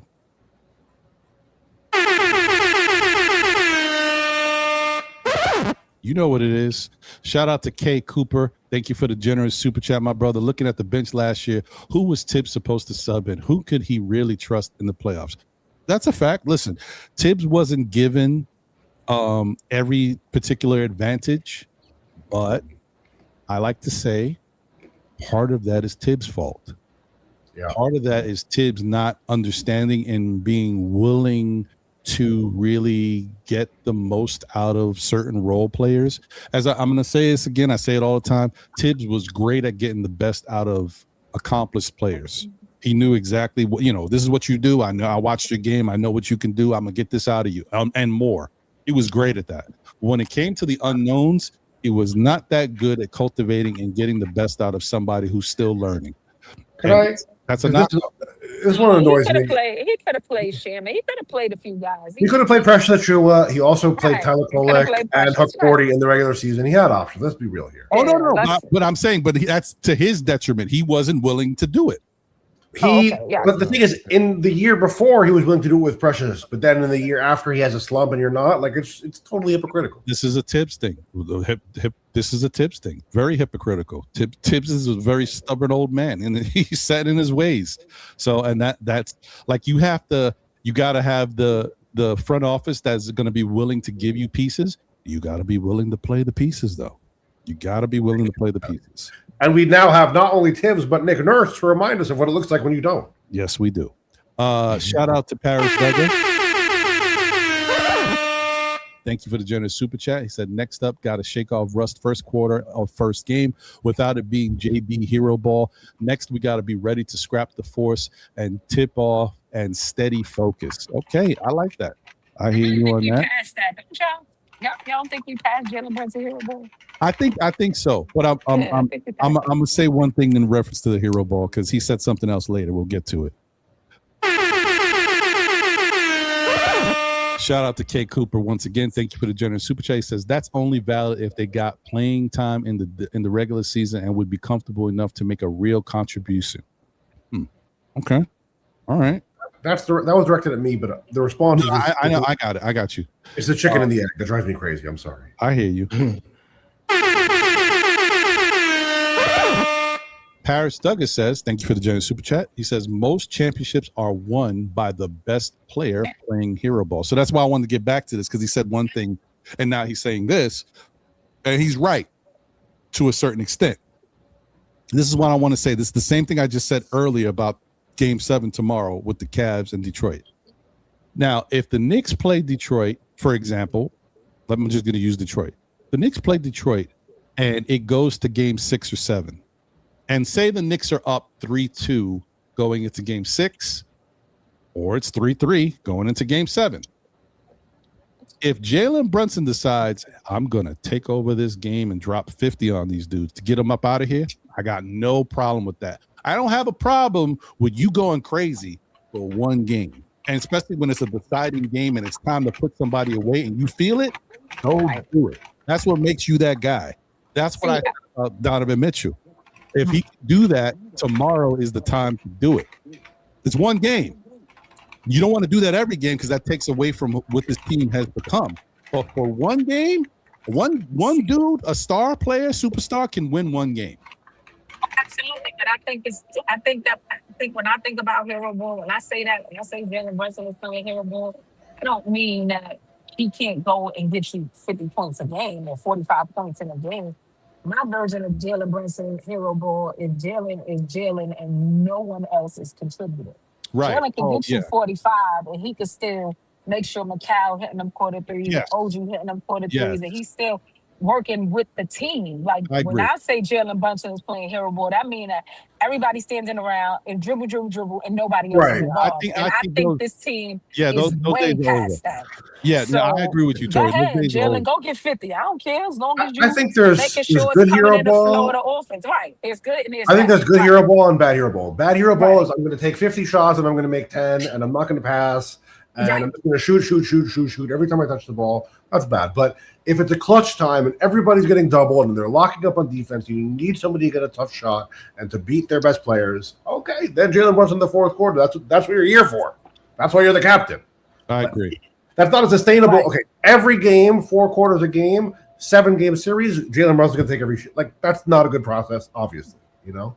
Oh, and another thing I wanted to say too is I don't want to say I don't think hero ball is dead with the Knicks. There's going to be moments where you might see Jalen Brunson do a little hero ball, but in a good way, if positive, if he's cooking, as long as he's getting other people involved, like Tori said.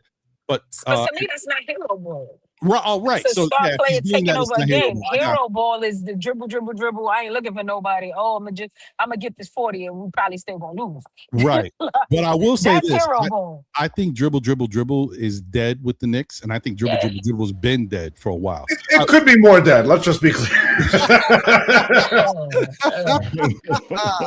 I hear you. I hear you. Let me get to this last super chat, and I'm gonna get to my question. I'll start off with Nick Nation when we get there. Shout out to Silk Sutton. Thank you for the generous super chat, my guy. He says, remember, Ron, our coach said he has some defense schemes for their offense. Ergo, we ain't worrying about their defense against our offense. That is a fact. I got to tell you, the one thing that I keep thinking about when it comes to this Knick team. Oh, let me say this too. Look, I'm very diplomatic, and I like to give people credit and also never underestimate your opponent. But I'll be honest with you, I never at any moment thought that the Knicks had to worry about Philadelphia. The Knicks have been cooking Philadelphia for a long time. Okay, so when people start telling me, "Oh, Philadelphia is this, Philadelphia is that," I wasn't hearing it. I'm sorry. I knew how good the Knicks have been playing against Philadelphia, no matter what lineup they put out there. When Embiid was there, they got cooked. When Embiid wasn't there, they got cooked. I'm like, I don't care who they got. I mean, they're playing well. I'm give them credit. I was not worried about Philadelphia. So that I just want to put that out there. That's just one of those things where I think the rest of the NBA and the prognosticators and analysts was talking, oh, the Philadelphia is that the Knicks have been cooking. It was so weird to hear it. I'm like, I was crazy. mean, Philly the best team in the world. God. All right. Okay. Crockpot. Yeah. All right. But anyway, I will say this is the best case scenario. I'm looking right into the camera. This is for you people out there, not for the people on the panel, not for the people in this chat. This is for the people that may have, hit the button YouTube, still Knicks fans, Saturday. What is this? Hey, this is for y'all. The New York Knicks are a very good basketball team, right? We are one of the best offenses in the NBA. We've been that all year. But guess what, people? We are playing high-level defense. That is why you got to look at it. Don't listen to what anybody else tells you. I don't know what Knick team this is. I don't know about yeah. Okay, just keep watching. That's all I'm saying. Skip. You know who you are. Say less. not and let me say this right. I'm talking about the real Skip Bayless, because there's a guy on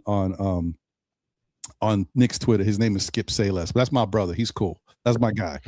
So I'm not talking about him. I'm talking about the real Skip Bayless. I don't know about this. I'm waiting for the other shoe to drop. I don't come on, Skip. Some people, if the Knicks would be playing the best basketball ever played, and they would be saying, "Oh, I don't know." Right in years. I don't know. I don't listen to. He's a Cowboy fan. Oh, my bad. I'm sorry, Nick Nation. No, listen. You listen. I'm not even going to knock you, because I ain't a Skip Bayless fan either, and I get it. I'm sorry. I can't stand these dudes. There's so many fake Knicks fans out there, and fake analysts that say, oh, okay, I don't trust this team. I don't believe in this team. And then later you start, oh, well, this Knicks team, they've shown me something, but I got to tell you, the rest of the NBA is on notice. I don't know if we've seen this level of a team. I don't want to hear none of that from y'all. Y'all been hating forever. Who cares? The only thing that makes me more mad about hearing the negative haters is the people who are supposed to be in your corner. And there's still that one guy, his name, Stephen Hater A. Smith. Watching him the other day, I was bored on because there's no Knicks basketball. I was bored. I was going through YouTube, and I came across that first video when the Knicks swept Philly, and I saw this dude coming out. I had to cut it off right then and there. I can't even keep it going. I can't watch it. I cannot watch this guy. Fake Knicks fans. Anyway, all I'm going to say is we are in a great position to do something that hasn't been done in 53 years. And I don't think I've ever felt this confident about a New York Knicks team in a long time, and never questioned the fact that the Knicks could do it. I always question if they are going to be playing the right type of basketball at the time when we need them to play the right type of basketball. And this last 7 games, they have been doing it. So what I'm seeing right now, I don't care who we play. I think we have a really good chance to make it happen. So shout out to the New York Knicks. Yes, that's all I got. But so my question would be, one more thing too. This is another thing I saw. There's I don't know the name of the show, but it's a show with see, I don't pay attention because I don't like these guys. It's a show with the guy, sorry, not to be racist. It's the white guy with the long hair that he always says outlandish stuff about the Knicks. Oh, I know that guy. He talks a little bit robotically. Yeah, and he loves LeBron. Yes. You know exactly what I'm talking about. And he's with the other dude who I used to like, the light-skinned black guy who has became a Knick hater over the years. He used to be actually in the corner and he used to report more, but now he's become just a regular, just a straight analyst, and he's always got hate stuff to say. Bottom line is, on that show, they put up a stat. I didn't save it. I took a picture of it on my phone, and I can't show y'all this way. Isn't it Nick Wright? Nick Wright. You all over it, D-Rex. That's what I'm talking about, man. That guy sucks. I hate that guy. Nick Wright is terrible, bro. I cannot stand Nick Wright. But they put up a stat, and the stat showed Jalen Brunson's playoff stats versus Shai Gilgeous-Alexander. Oh, that guy. And Jalen Brunson beat Shai Gilgeous-Alexander in every stat category except one. Except one, yes. And they were like, this is shocking. Like, almost like, are you serious? We try to tell y'all that Jalen Brunson is that dude. People be hating on Jalen Brunson. And really, the bottom line that I just want to bring up is, as good as Jalen Brunson is in the regular season, we keep talking about, he is phenomenal in the playoffs. When it's on the line, outside of, he might be one of the best playoff performers in the history of basketball outside of that one series versus Indiana. If you take that, throw that Indiana series out the window, he's got some of the best stats you've ever seen in the playoffs by anybody. Oh, he's a documented playoff riser, and the only thing SGA has on him is he's a genius of free throw grifting. Yeah. I just want to throw that out there because I think sometimes they put it in the chat. Chris Broussard. That's who it was. Thank you, Chris. Y'all listen. Listen. If you want great content on the New York Knicks on Saturdays, know the ledge is where it's at. But what's part of that? Not just the incredible panel I got up here. It's also the chat. This is one of the best chats you can find for knowledge. I'll tell you what it is with that guy, Nick Wright, is that it's such a safe take to like glaze LeBron and hate on the Knicks. It's been the safe take for so long. Everyone's going to say, oh, yeah, you're right. You have a good point. It's like, you don't want to actually look at the stats and go into the weeds. People are going to nod and say, oh, yeah, you have a point. The Knicks, they have a history. Like, if you actually look at this, like, I've been a critical Knicks fan, but I never have said, I don't think this team can get it done, or I don't think Jalen Brunson is a playoff riser, or like, you know, we have mistakes like every other team needs to get rid of to be better, to become the playoff version of ourselves. But they just say, oh, the Knicks, whatever. And, the safe take that everyone's going to think you're smart, you know? Yeah, Chris Broussard built his career off hating on the Knicks. Yeah. That's not new. Yeah. And shout out to DB Yesharon. Yeah, that's fair. It's true. Yeah. No. There's no doubt about that. I'm going to tell you, SGA is phenomenal. I don't think sometimes I look at SGA and I'm surprised at how good he really is because he's good on both sides of the court. It's surprising how good defensively he is. Shout out to him. Incredible. So he's not a bad basketball player, but also people are getting more mad at OKC how they play, bro. Which is they get mad. No, they're mad at the officials. Everybody's mad at the officials of how they ref him. And that's Nick Nation. You know what's happening? It's tainting his legacy. Yeah. SGA is the MVP of the league, and he really deserves. He is great offensively, and he's phenomenal. I mean, I don't want to say phenomenal, but he's really good defensively. But all this stuff is making him look like he's less than, like he's not that good of a player, and he really is good. The dude got it. Yeah. He reminds me. The reason why I give SGA so much props is he's like a throwback player. If you guys remember, it felt like back in the old days in the 80s and 90s of NBA basketball, and it's true because also you think of where the guys are shooting from. There wasn't as much three-point action, so it was a lot of mid-range shots. It felt like guys couldn't miss. Like it's just going back and forth on the court, like just one. And SGA gives me that he's such a good scorer from that mid-range area to the low post area.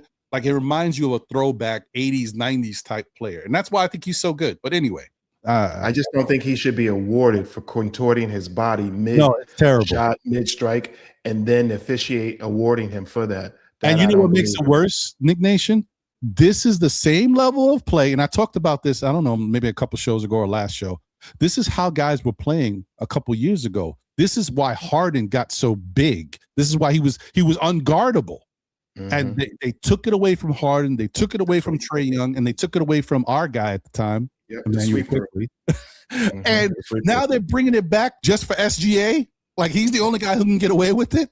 Shout out to Jalen Brunson. He gets a little love too. But SGA is it's Phantom, yo. It's like it's a freaking Broadway show. It's Phantom of the Opera out there. You can't. Yo, Ron, I think you actually just fouled SGA right then. Talking about it. Yep. It's offensive. That was offensive. Foul, bro. Crazy. So that's the only thing I worry about, guys. I try to tell you before.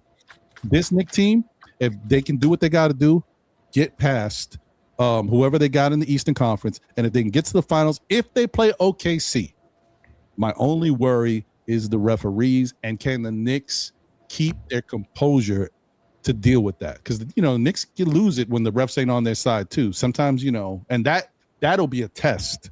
The last time that we played OKC, it happened. Of course, they were going to get frustrated. I know. So we'll see what happens there. Anyway, so I've been talking so long, I kind of forgot my question. My question to y'all, what the hell was it? Now I'm losing it. Endgame said your word, you just fouled SGA. I know, I didn't mean to. Flagrant. Get him out of here. Shoot, what was that question? I just had it. I got it. So how you guys feel when you heard the news about OG? Like, and I don't know if you guys seen the pictures, but they showed the last practice. Everybody was dressed. He was in his warm-up clothes. He wasn't dressed in the uniform. I mean, for someone who's supposed to be ready for game one, I don't know. How you feel about that, Nick Nation? First, let me take a sip of this old man juice right here. Was that beet juice? It's a combination of beet, watermelon, lemon, pineapple, and cucumber, I believe. Right? I can drink that. I can't drink the green stuff that's really green and not a lot of things I need. I mean, I need it, but I don't want it. But I can drink that. I make it. It's pretty decent. It won't kill you. It won't kill you. It's. I just, I learned to stop. What is it? The term. I no longer truly eat. As far as for taste and things like that, it's more of a I nutrition. Yeah, I eat to live as opposed to live. You don't live to eat, you eat to live. I hear you. Teach me how. Teach me. Why you way you look at the age that you are, brother. That's that you're gonna outlive a lot of people, man. You my guy. I'm trying to hold on. I'm trying to hold on. I'm trying to hold on. I mean? This Taekwondo mission that I'm on, it ain't really mission. You do Taekwondo, Ron?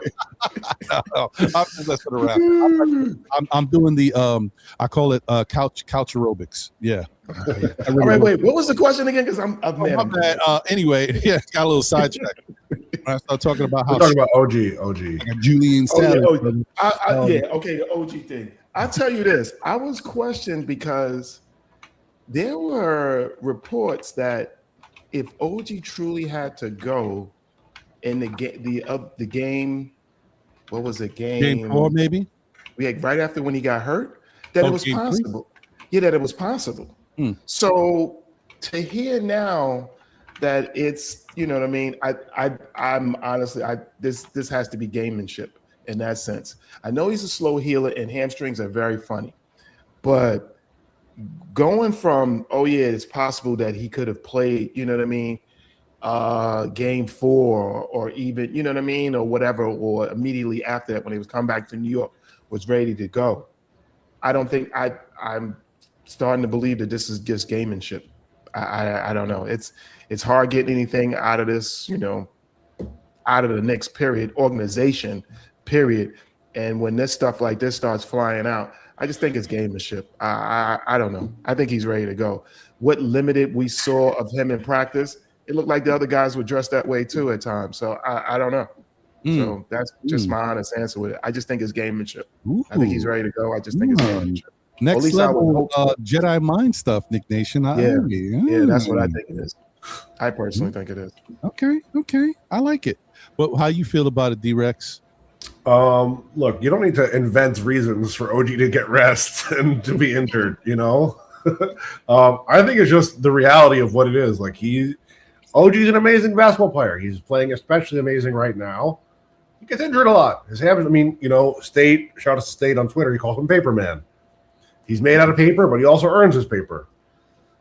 I'm very happy that we have a 9-day break because even beyond OG, like we said, Josh Hart has his thumb, his back, his this, his that. Cat has his knee. I mean, everybody has stuff, especially at this point of the season. But our guy's been banged up. So I fully believe that he is just injured and they're taking his time. I'll even go a step further. I don't want him to play no 40 minutes in his first game back. I want them to take their damn time, ramping him up and make sure he's okay. I mean, even what they did maybe with Ant in Minnesota, it would be drastic, but I want to make sure OG's fully healthy and 100% for the finals. You definitely need OG in the finals, so maybe if you have to bring him off the bench the first game, I don't know what it is, but I 100% believe he's still injured. It's OG. How far-fetched is it to believe he's injured? He's injured. Oh, my God. Of course he's injured. But even that would still be normal because that's normal operation for a hamstring. A normal operation for a hamstring is a slow ramp up because it's soft tissue. So that's a normal what's name. So I don't really see any, I think it's gamemanship. Yeah. Tori? I'm sorry, Ron. I was a little busy at work, so I didn't hear what you said. I'm sorry. No, are you concerned about OG? Being dressed in the Knick gear and see, I don't know that he wasn't dressed. So from what I know, he played at a full practice. So I don't know where we got that he wasn't dressed and he didn't play. From what I know, he practiced with the team. No, I'm not. I don't even think OG was really hurt like that. Like the Knicks been doing this all season. Somebody stubbed their toe, they keep him out 3 games. It's like we didn't need him to close out that 7th game. He had enough sleep. I think they were overly cautious and was like, nah, we don't need him for this game. Once they saw it demolish and we did it the same thing. Like, I just said it before. I don't think he was hurt like that. I mean, that's just me. But as far as I know, he played in practice already. He already had full practice. So I'm not worried about. I wasn't worried about OG when he missed the first game. He's already had a full 2 weeks off, right? I'm not worried about OG. I mean, OG and Anobi, of all the people on that team, he's a person who has a little bit of a slow start when he's off that long. So I'm just anxious to see if he's going to continue with the all-star play against Atlanta and against Philly. But am I worried about injury-wise? No, because I think OG is fine. Right. That's just the Knicks all season they've done. Oh, you stubbed your toe? All right, sit down for a minute. How you feeling? You got a hangnail? Nah, sit out. Like they've been doing that all season. This is true. So does anybody have the format of the schedule? Like, is he going to be able to, is it one of those where it's 1, 2, what's the schedule in this thing? It's every other game. Like, whenever we start back, it's a game every other day. So it'll be Tuesday, Thursday, Saturday, every other game. So no 2 days in between point of any travel on them? I don't know. I don't think so, though. I think it's every other day. No, yeah, they got it every other day. They usually try to stretch it out a little bit more in the NBA Finals because there's no other basketball going on. But yeah, it looks like this series is showing, Tuesday, Thursday, Saturday, Monday, Wednesday, Friday, Sunday. Yeah, wow. Okay. Yeah, if you guys want basketball, just wait because the break is going to go to basketball every day pretty soon. Well, no, that's good for us because through attrition, if you got to go through game 7 and then all of a sudden, boom, turn around and boom, boom, boom, boom again. That's actually this is what Nick Nation. This is when and you know what, the Knicks deserve that. Like I said before, they got brutalized during the NBA Cup time. It's good to have it flip around and benefit them, and they put themselves in this position by sweeping Philly. Also, our last 2 playoff runs, it was the same thing that they had no mercy for us. Right. So it's good that it goes on the other foot. Let's see what we can do. Shout out to Bag of Jones. Philly doesn't deserve their name. Their new name is Crockpot. Crockpot. You say crockpot, I don't know. Oh yeah, just throw some Shout out spices to in there. Jack. We good. Just keep cooking them. Thank you for the generous super J. He says, "Go Spurs. OKC bad for the NBA with the cheating ref." Hey, listen, man. Look. Either way, I'm good, and let's just get past whoever we got next. And shout out to him. Said Colin Cowherd is a hater too. 100%, one of the biggest haters. And the funny thing is, years ago, Colin was the biggest Knicks fan. Another one, always talking great about the Knicks. And with time, narratives change, and when you are running a show, you have to keep things going that benefits your show, right? And you want to be hot, and sometimes it's much better to be the protagonist or antagonist, right? It benefits you. I saw Skip Bayless the other day say something about some weird comment about Jalen Brunson and the way he's playing in the playoffs versus Philadelphia.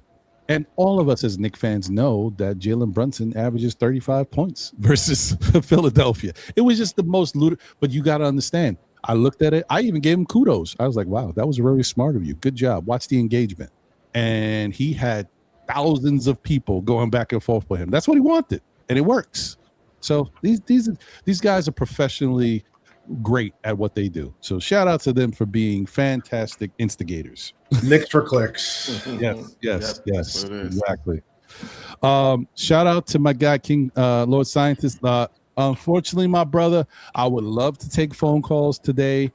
But I still have not fixed my issue. My issue is bigger than me just turning the phone lines on.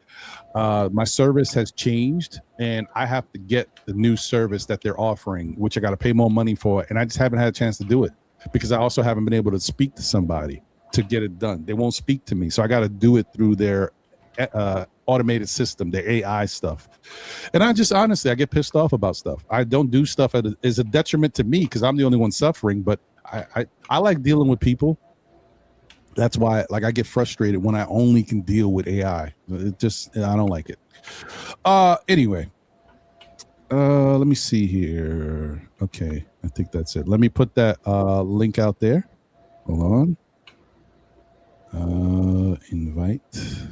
Okay. All right. Let me ask you all this because this is something that I've been really curious about.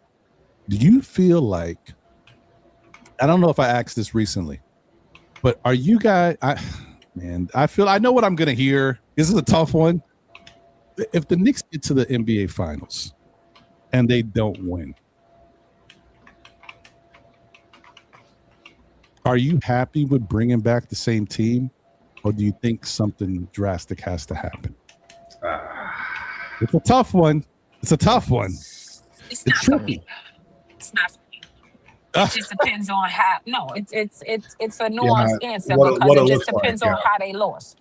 Right. If it was a 7-game series and you just got, we lost in the game 7 down, a couple of points or 1 or 2 points, then this team is good. Do they need to blow it up and go find a whole bunch of? No, they can bring the same team back and maybe add maybe a little something, but I don't think it's a team whose core needs to vanish.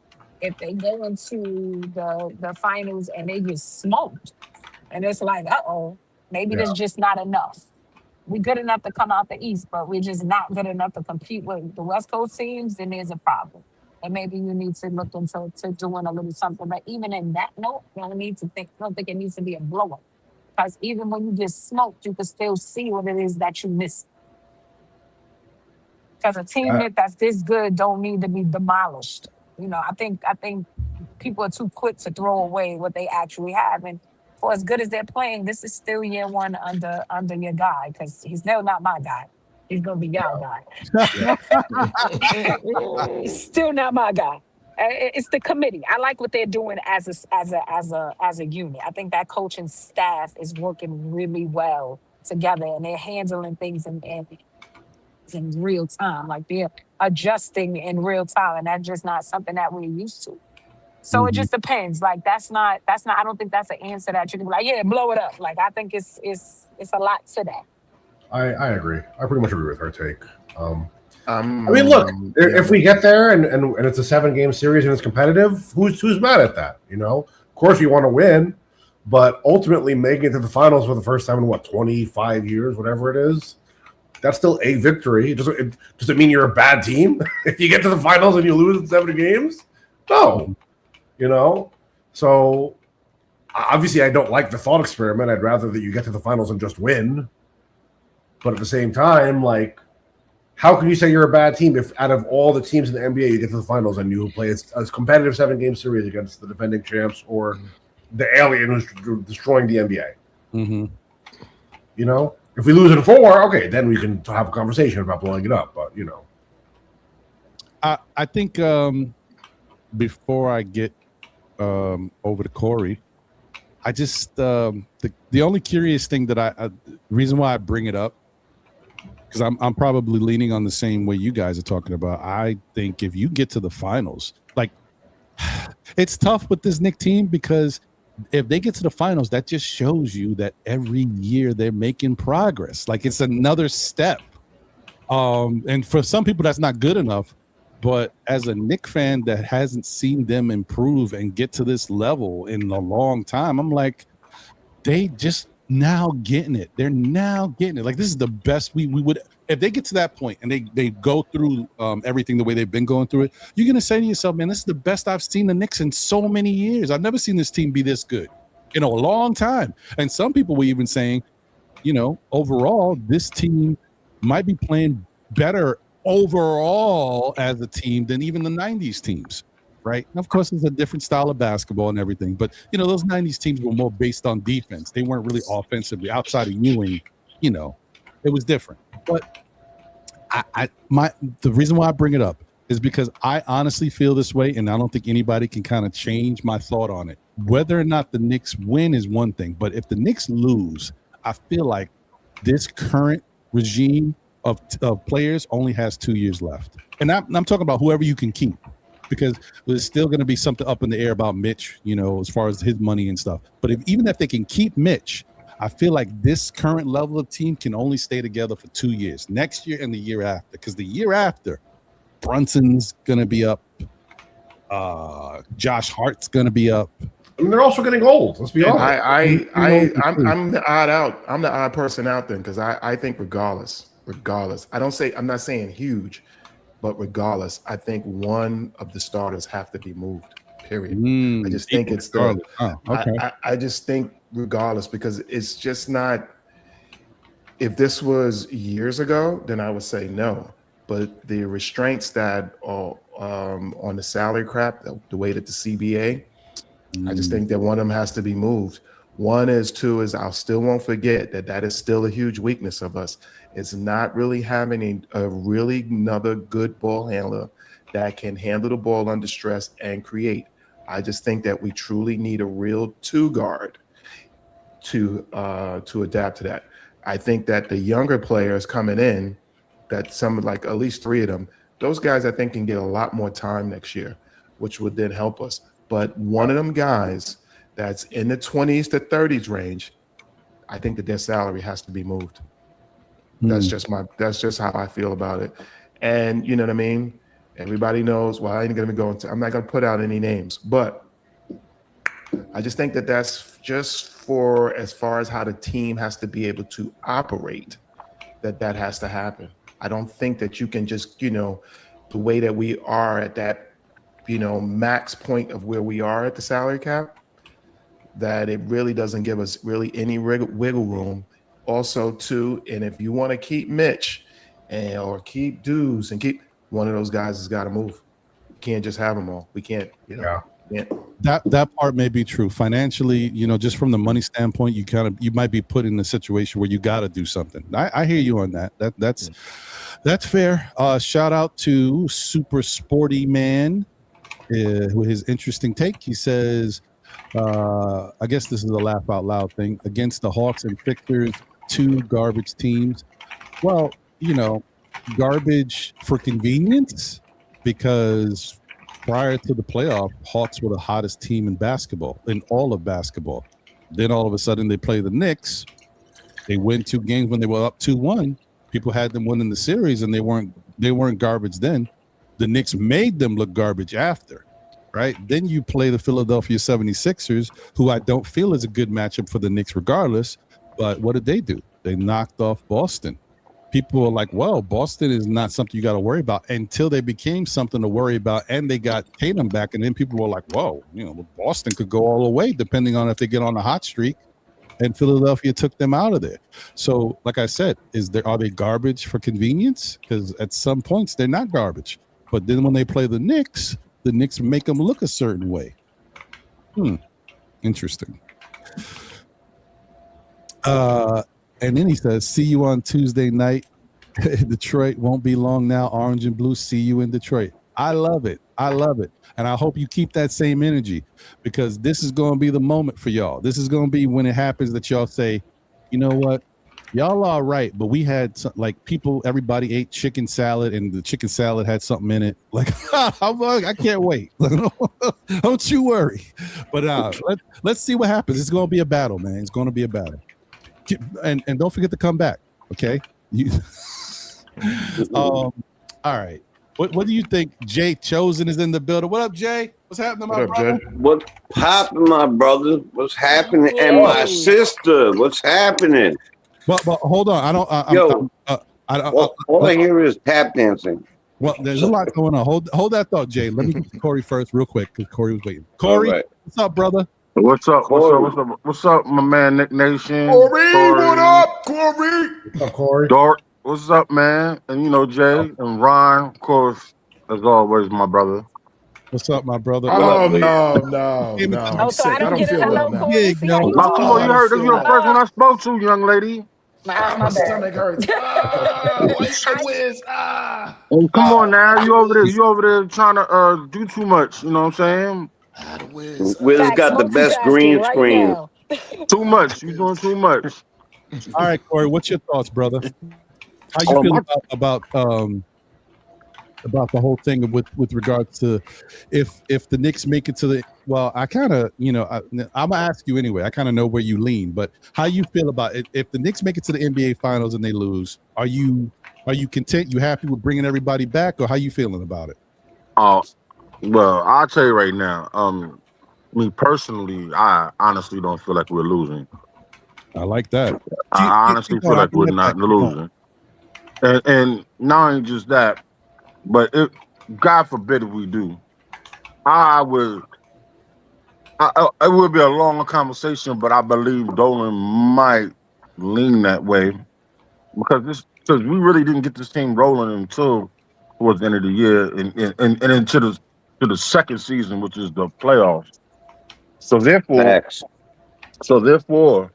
we haven't even seen this team totally peak yet. We are still ascending. So blowing it up, or you know what I'm saying, unless it is a ridiculous blowout in 4 games, that's the only thing, or barring injury. That's the only way that I see this going left instead of going our way. One thing I'm gonna have to say, Knicks fans, and to this panel is that we have progress every single year, just like Ron said earlier. Not only just that, we are one of the most experienced teams and unified teams, meaning that we've been together for a consistent basis. You know what I'm saying? Outside of Oklahoma City. So I think that he wants to keep the continuity as well as the camaraderie and as well as keeping the team together because we're all familiar with each other. So therefore, to say the least, I doubt it. I highly doubt it. You got anything to say about that, Jay? Because I'm gonna pass it off to you. Yeah. Am I bugging? Do I hear tap dancing? No, yeah, that's Dog. Oh. Mute your mic. Sorry. I have a loud keyboard. Yeah, his keyboard. I hear you. No doubt. Sometimes I don't know. Sometimes I think something's going on. It's not going on. All right. I'll tell you what. I don't like. this, the way this works. Okay, I'm walking away from there. All right. I think that talking about losing people before we didn't even get to the promised land is a tough thing for me to talk about, because we have a team, Corey, you beat me to it, that really, just if you guys remember, it was like a month and a half, maybe whatever, 2 months ago, people are just saying, I think they're just getting talking about Brown, they're just getting whatever he's putting together. They just understand whatever he's putting together. He's starting to coach, all these things. Then we went through Cat, things started changing. And all I care about right now is winning the championship. But if we're going to do the what ifs, then my answer is no. I don't think the entire team is going to stay together. And that's for many reasons. That's for cap stuff, whether or not Dolan decides to become Cohen and go way past that, whether the cap changes. Because if somebody throws double or $7 million per year at Mitch, he's gone.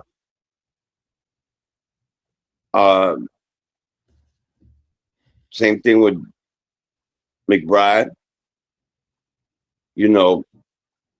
I just look, this team right now is clicking on all cylinders, We are the most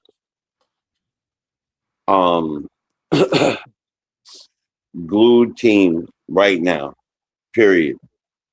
And I think the only thing that really bothers me is, let me turn that up. That really bothers me is the fact that we've had to wait so long to play another game. That's the only thing that bothers me right now. I'm not, whoever comes back next year, we're gonna have to thank them. We're gonna love them. They'll be forever Knicks, whether they're here or they're not here. But I know one person who's not gonna go. There's one definite person who's not leaving. After that, I can't say who's not. I don't want OG to go. I don't want most of them to go. I'm not on the train where I don't think, like, say when we win this year, because that's how I speak. When we win this year, is not upgrading from what you have help you win more next year? So you could have what you have, but how many of those people who are coming up on money are going to really take a super duper pay cut? Because I know a few teams are going to throw a boatload of money at Mitch. Yeah. And whoever else is available. I just saw a report earlier before I started the show that says Sacramento's probably going to show interest in him now. There's another one. There's like 3 California teams right now that with a lot of teams could use a center. Mm-hmm. Yeah, exactly. Mm-hmm. So, and you know what? Yeah, we could have used one for a few years, and we finally have one back. He's finally healthy. And so right now I'm just concentrating on the fact that if this if sandwich.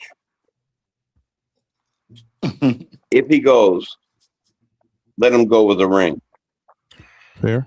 That's fair. That's fair. You know, and there's a bunch of these like you said, there's new people coming.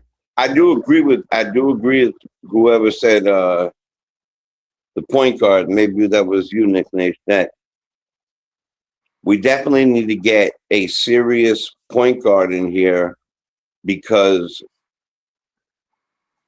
JB has now proven that he, and I've been saying this for years now, he is a combo guard. He does not need the ball in his hand. And then when he has the ball in his hand, I think there's two things that happen. One, he's a prolific scorer at his size. The way he could get in and dance with the ball and get inside and go up to the bucket or shoot threes or do whatever and play off ball now, the way we're watching him play off ball with Cat and stuff like that. I always thought that he needed, and you know, I've been saying this to you, Ron, for a long time, that he needed an actual point guard because he's a combo guard. And in my eyes, really, he's really more of a two guard than a one guard, but he could facilitate. I mean, every time you look up, it's 33-6, 33-7, 28-7. Like, he's doing point guardish stuff, but we wanted, 30-12. That's not going to happen. Takes away from his game. There was I'm going to end on this one. There was like a 2-week period where, if you guys remember, he was dropping like 12 assists a game, 13, and he had one that had 15, and his numbers were like 18 and 15. We don't listen, that's great, but if we had an actual facilitator next to him, he could get what he really gets, which is top 5 scorer in the NBA. And that I really believe in that. So having a facilitator is a must. And then who knows if we're going to keep everybody. And Leon, I trust Leon. So whatever they do, I'm aboard. I'm a Knicks fan. Whatever they do, I'm aboard. And no matter what happens, you'll still be a Knicks fan, right? Right, and I'll still be a Knicks fan no matter what. Y'all just depressed the hell out of me, man. I know. Yeah. I'm here. This conversation This is worse than last sucked night. the air out the room. Lord have mercy. This is worse No, than last night. that's your room. That's your room because you're in love with all these guys. But for me, I'm in love with the Knicks. I'm in love with the Knicks too. I don't care if they move or they don't move somebody. What I'm saying is right now, we're in the midst of what could be a championship run. And we talk about getting rid of players at the end. It literally sucks the air out the room. It was a question that was put to us, though. Right. You remember the rule? Answering the question that was sucks put to the air us. out the room. Right, Everybody's but- demeanor just changed. Everybody. No, it didn't. I just got on, Tori. bro. So I just got on. So Oh, let me boy. drop my lines because I gotta head out. Oh, Yeah, I'm in yeah. Miami, so I gotta go. I gotta go to the beach. I gotta go show this body on the beach. Oh, Show man. where you So- are, son. I'm sorry, Tori. You're right. You know what? You're right. Everybody- I want Let me to take my shirt off. keep Let me take my everybody. shirt off. But I don't Where- care. Let me take my shirt off. But I don't think we Where- can. Projectile That's it. vomiting. Projectile vomiting coming. We in the midst What- of a championship run with the players we have right now. Like, it's just, Right. it weirds me out to listen to stuff like this. Like, that's off-season talk. It's All right, just so You can I and get my I, you and I take? just talked Can I get about my this take? not too long me, ago, like, right? this depresses me every time Can somebody I get do my like, take? Where's Yeah, watch go out ahead, for brother. take, Go though. ahead, brother. Okay, go ahead. Okay, let me get my take. I gotta head out. My sister's coming. We're gonna cruise to the So West get your Coast. take, sir. Get it. Okay, my take is this: point blank. This team is the team as currently considered. All our young guys, and by the way, I don't think we need a point guard because I think Brunson is what we need because the facilitator we need, or we supposedly need, his name is call at his house. We don't need facilitator like a DeJounte or something. I mean, I'd love to have him, but we don't need it. I think the way we are right now is an unstoppable force in offense and a really excellent defense, a championship caliber team. I mean, yes, the hard part is for the summer, which is why I think the question was posed is there are going to be players available that we have to re-sign. And the thing is, if will we re-sign and we can re-sign and go into the second apron? It's not we can't do it. We just don't want to do it. But if the team looks like the way it looks right now, and we're not losing the finals by a close margin, the summertime is second apron or not with this current team. Because this current team, when it's really developed, and you just said before, it takes good 2 years to develop a team with a new coach.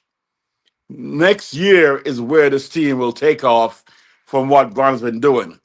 We're just starting to move and accept this offense the way it is and all the defensive stuff as well. So I think as we are, second apron if we must, keep this team together. And yes, there may be a piece or two. I mean, I know Clarkson is expired, right? I know GT has expired. I know Mitch is expired. I know Deuce's last year, contract year. I think even Cat may be contract year, right? But for one more year run, all those guys, only Mitch is the real scary one, salary-wise. But everywhere else, even Sharon, I think, expires too, right? Only Mitch is the real scary one, salary-wise, that may get an offer that we're going to have to look at and think twice about. But this team right now is the championship team. The Knicks are going to win the NBA championship this year. And I'm saying that no matter what anyone else says, even OKC, we can beat them. And yes, Wemby's growing up. Man, Castle is a boss. Harper is freak of nature. Fox has been my favorite point guard for the past 5 years. But this team, the way it is put together, actually can beat both of those teams. So let's go, Tori. Don't go right down to the dark room. Stay in the light, Tori. Stay in the light. Oh nah, rip the ceiling off the sunken place, bro. It be hot in there, cold, raining. It's uncomfortable now, so I don't go there often. Okay. And deuce is deuce. Deuce is deucing. I mean, come on, man. When deuce and champion, you don't know which one you want to butter. I mean, Yeah, even they Brunson, when played that last good. pass he did, wide open shot, Brunson, and he's like, you know what? Take a deuce. And he's like, deuce. It's on, Me and baby. Deuce just shot Yeah, aphids no in the doubt. closeout game from the 3-point line, and we talking trades. Like, Yeah. let's end this. Let's dead this conversation, please. Hey, Tori, let me ask Please. you. Let me ask you a question. You're saying that I sucked the air out of the room, No, right? I didn't say you suck the air out the room, Jay. I said Oh, this topic suck oh the yeah. air out the room, not you, You sir. No, okay? no. You Okay. answer the Because question. you and We I, all answered the question, but right? it just I'm sitting here and my chest feel tight because I don't want to listen to off season talk, bro. Like Right. Do you we remember doing too last? good for this. Too Right, good. right. Do you remember? You remember yesterday? You remember yesterday? Yes, I do. And you Last remember night, me? you talking about last You night? remember? You remember me? I bounced because I didn't. Yes. Yes. Yes. So I think this topic is ridiculous, but I answered the question that was in front of me. I know. You know, I told you we all and I'm answered. not. I know you're not talking to me specifically, but I was the last one to talk. So since I was the last one to talk, and you said that, I just want to say that I think that this topic is absolutely ridiculous. But I did answer the question that was in front of me, All right. So and I we're don't. And Personally, yeah, I think that I we like the need to I topic. answered go before and you got win on. the Answered the next question. series. It's weird, yo. It's weird talk. No, I don't think it's Yeah, weird. I think we have too many days off. It's fun to just throw all. Well, you know what? I'm with my brother. Mm. I'm done with my It's brother right now. weird talk. It's weird energy to bring to the table when your team is on a championship run, bro. It's weird it's a energy. fact. That's a fact. That's what got me Weird shot energy. yesterday. You know what? I'm in LA. Well, I'm not in LA right now, but I live in LA most of the time, right? I hope it snow And there. you I hope know, it snow. I'm in South Beach right now, though. So anyway, There too. Unc is chilling. Unc is relaxed. But what I was Wiz, you saying got though the is, best green screen. you know what? He really in Alaska, y'all. He lying. Yo. I got to put Word this up. coat. That's what I'm I don't have saying. the You got the AC on, best so I got green this. My screen. brother says, put this on. Yo, but here's the funny thing. I'm in LA, right? Most of the time. And you know what happens? You know what happens between the National League Championship and the World Series? Dodger fans sometimes talk about, yo, who gonna pick up this offseason? Okay. Right. I'm like, they look at the contract expiring. Are we gonna resign Mookie? Oh my goodness. So it's a dialogue that actually happens all the time. And if you've got a team like the Dodgers do, Dodger fans do it because it's a fun mental challenge game, like right. But they also don't have a CBA. They also haven't not won in 53 years. Like it's different. I know, but guess who also did it? Lakers did it too when they were winning. I've been here since Yeah, preach. I've been in LA since 2000. So even when Shaq and Kobe were there, and we're like, oh, we got this, they were still looking like, damn, you know what, got to fine tune this because next year, this is coming up, and sure enough, things change. So we always throw it out there because we got to keep an eye out for ways to improve or ways to sustain the team, and that CBA. Through the Are we draft. still talking about this? So I like, and especially right now, I'd rather talk about this than about whether OG can play or not. Because my that topic to me was, oh my goodness, is OG really healthy? Because or is he really street clothes or sweatsuit man? And I want to be ready, so I'm going to be like, keep my mind off OG being injured. Because that topic would actually bring me down more than this one does. Because this one gets my mind working. Yeah, OG hasn't had 9 days off all season. Right, and he just did a full practice, so I know. I I'm don't just. understand. Yeah, he's Why fine. OG's But I'm fine. not. I'm worried about that more than I'm worried about off season. So off season type of team is lightweight compared to. Damn, OG, please don't get in. Keep that hamstring. You bringing the room down now, Wiz. you doing it. You personally. Okay, Okay, to bring everybody back up. I wrote a song. Want to hear it? Here it goes. Yes, let's do it. I'm back. Wait. No, Is that a Cowboys fan? Just in Say time, no? Ron. Hold on. Is Just it in a time, Cowboys Ron. Cut him Mets off. fan? Cut his mic off, Ron. Cut his mic off. Is it a Mets fan or Cowboys fans talking? Is that what I'm hearing? Some Mets or Cowboys fan talking? I don't want to hear any Mets or Cowboys fans say a word to me because Cut his mic off. Cut his mic off immediately. Yeah, no, that's okay. Yeah, you could talk Giants. Go ahead, brother. Thank you for holding okay, that's on, right. man. Let's talk Giants, baby. But Ron, you're walking and talking. Your panel, you guys are fire. I got to go to the beach. I got to go to the beach right now. So testing out this little cool thing. I'm getting my tan on. If you guys didn't realize, I got a little tan on. Just let you know. Watch out for harpoons. Get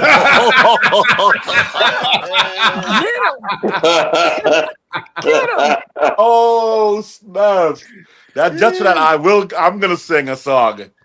Don't get caught in that net, brother. Don't get caught in that net.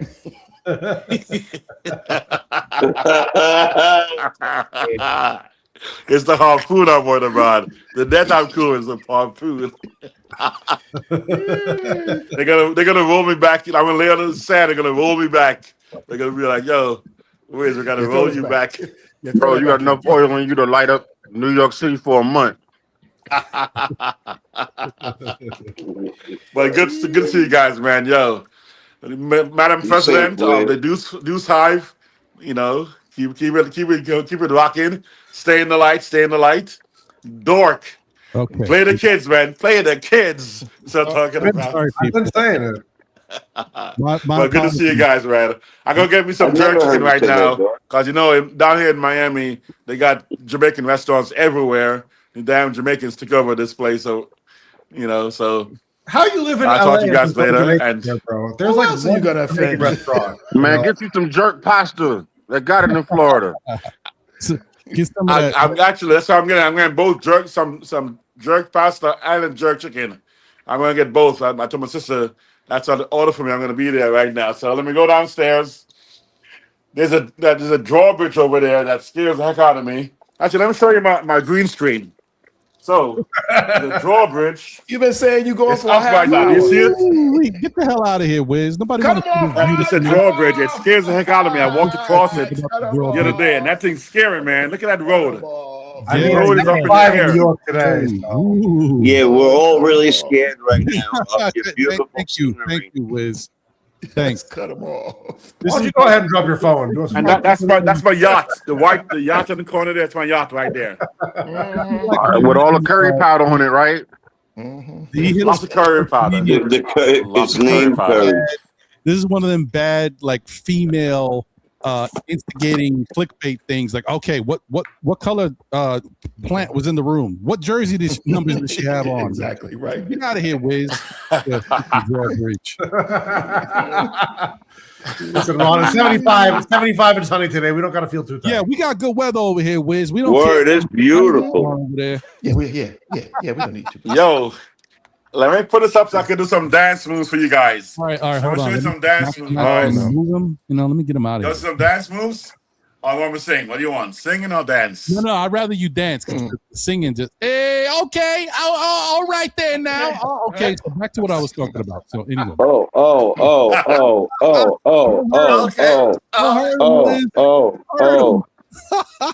Yo, peace and love, my people. Thank you, Ron. Wiz, call Sandman, your when you doctor need him? now.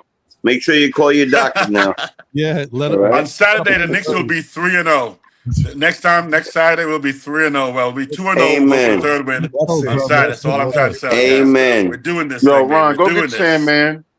All right. The Sandman needs them. Wiz out here Go looking. to LI. Get out of here. I'm out of here. Later, bro.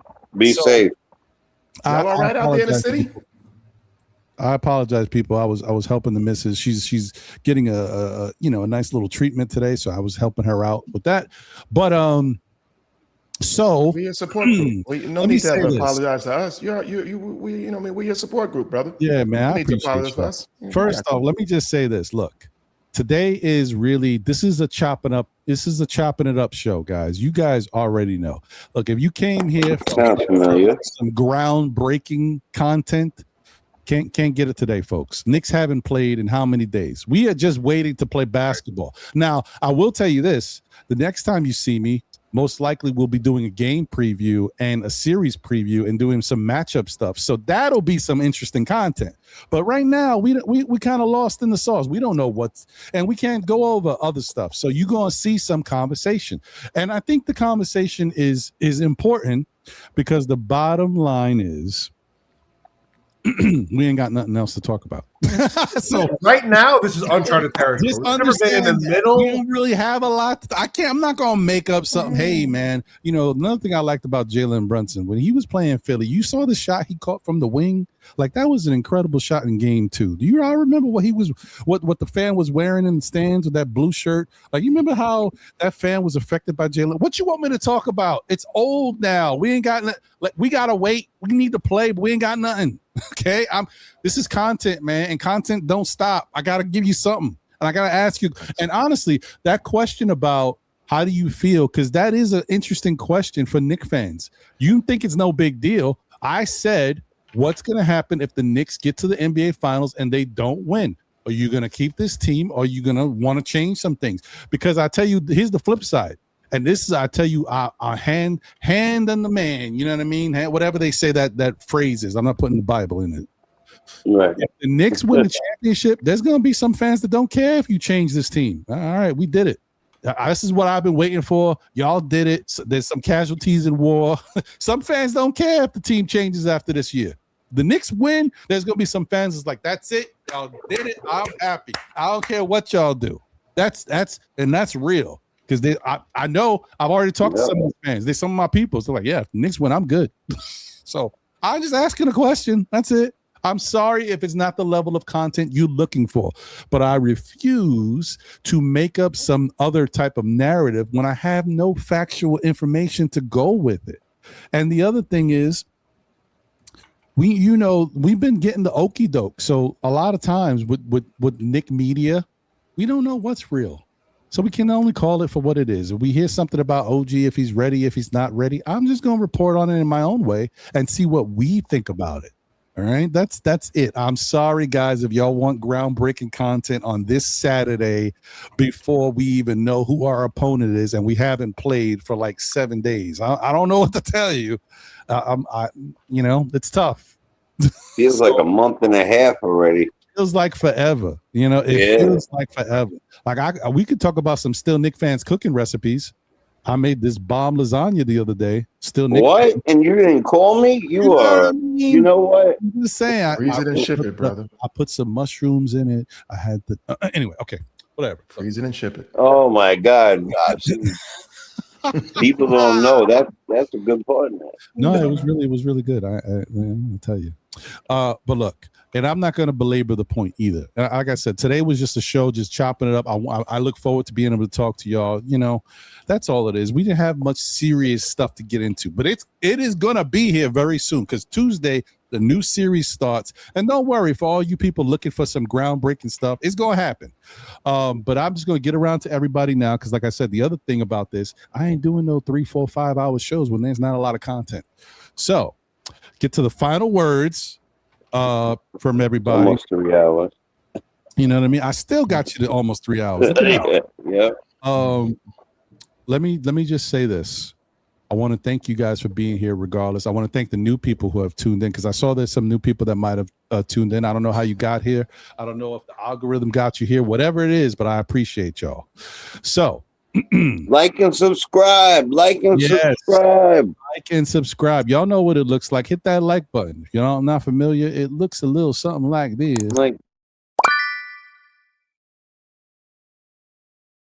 Appreciate y'all. We're on the road to 10,000 subscribers, by the way, guys. I don't know if y'all know, but that's right. 10,000 away. Help my man get there. Hell yeah. How many away? We still about 2,000, a little less than 2,000, but we getting there. I didn't think we were 8.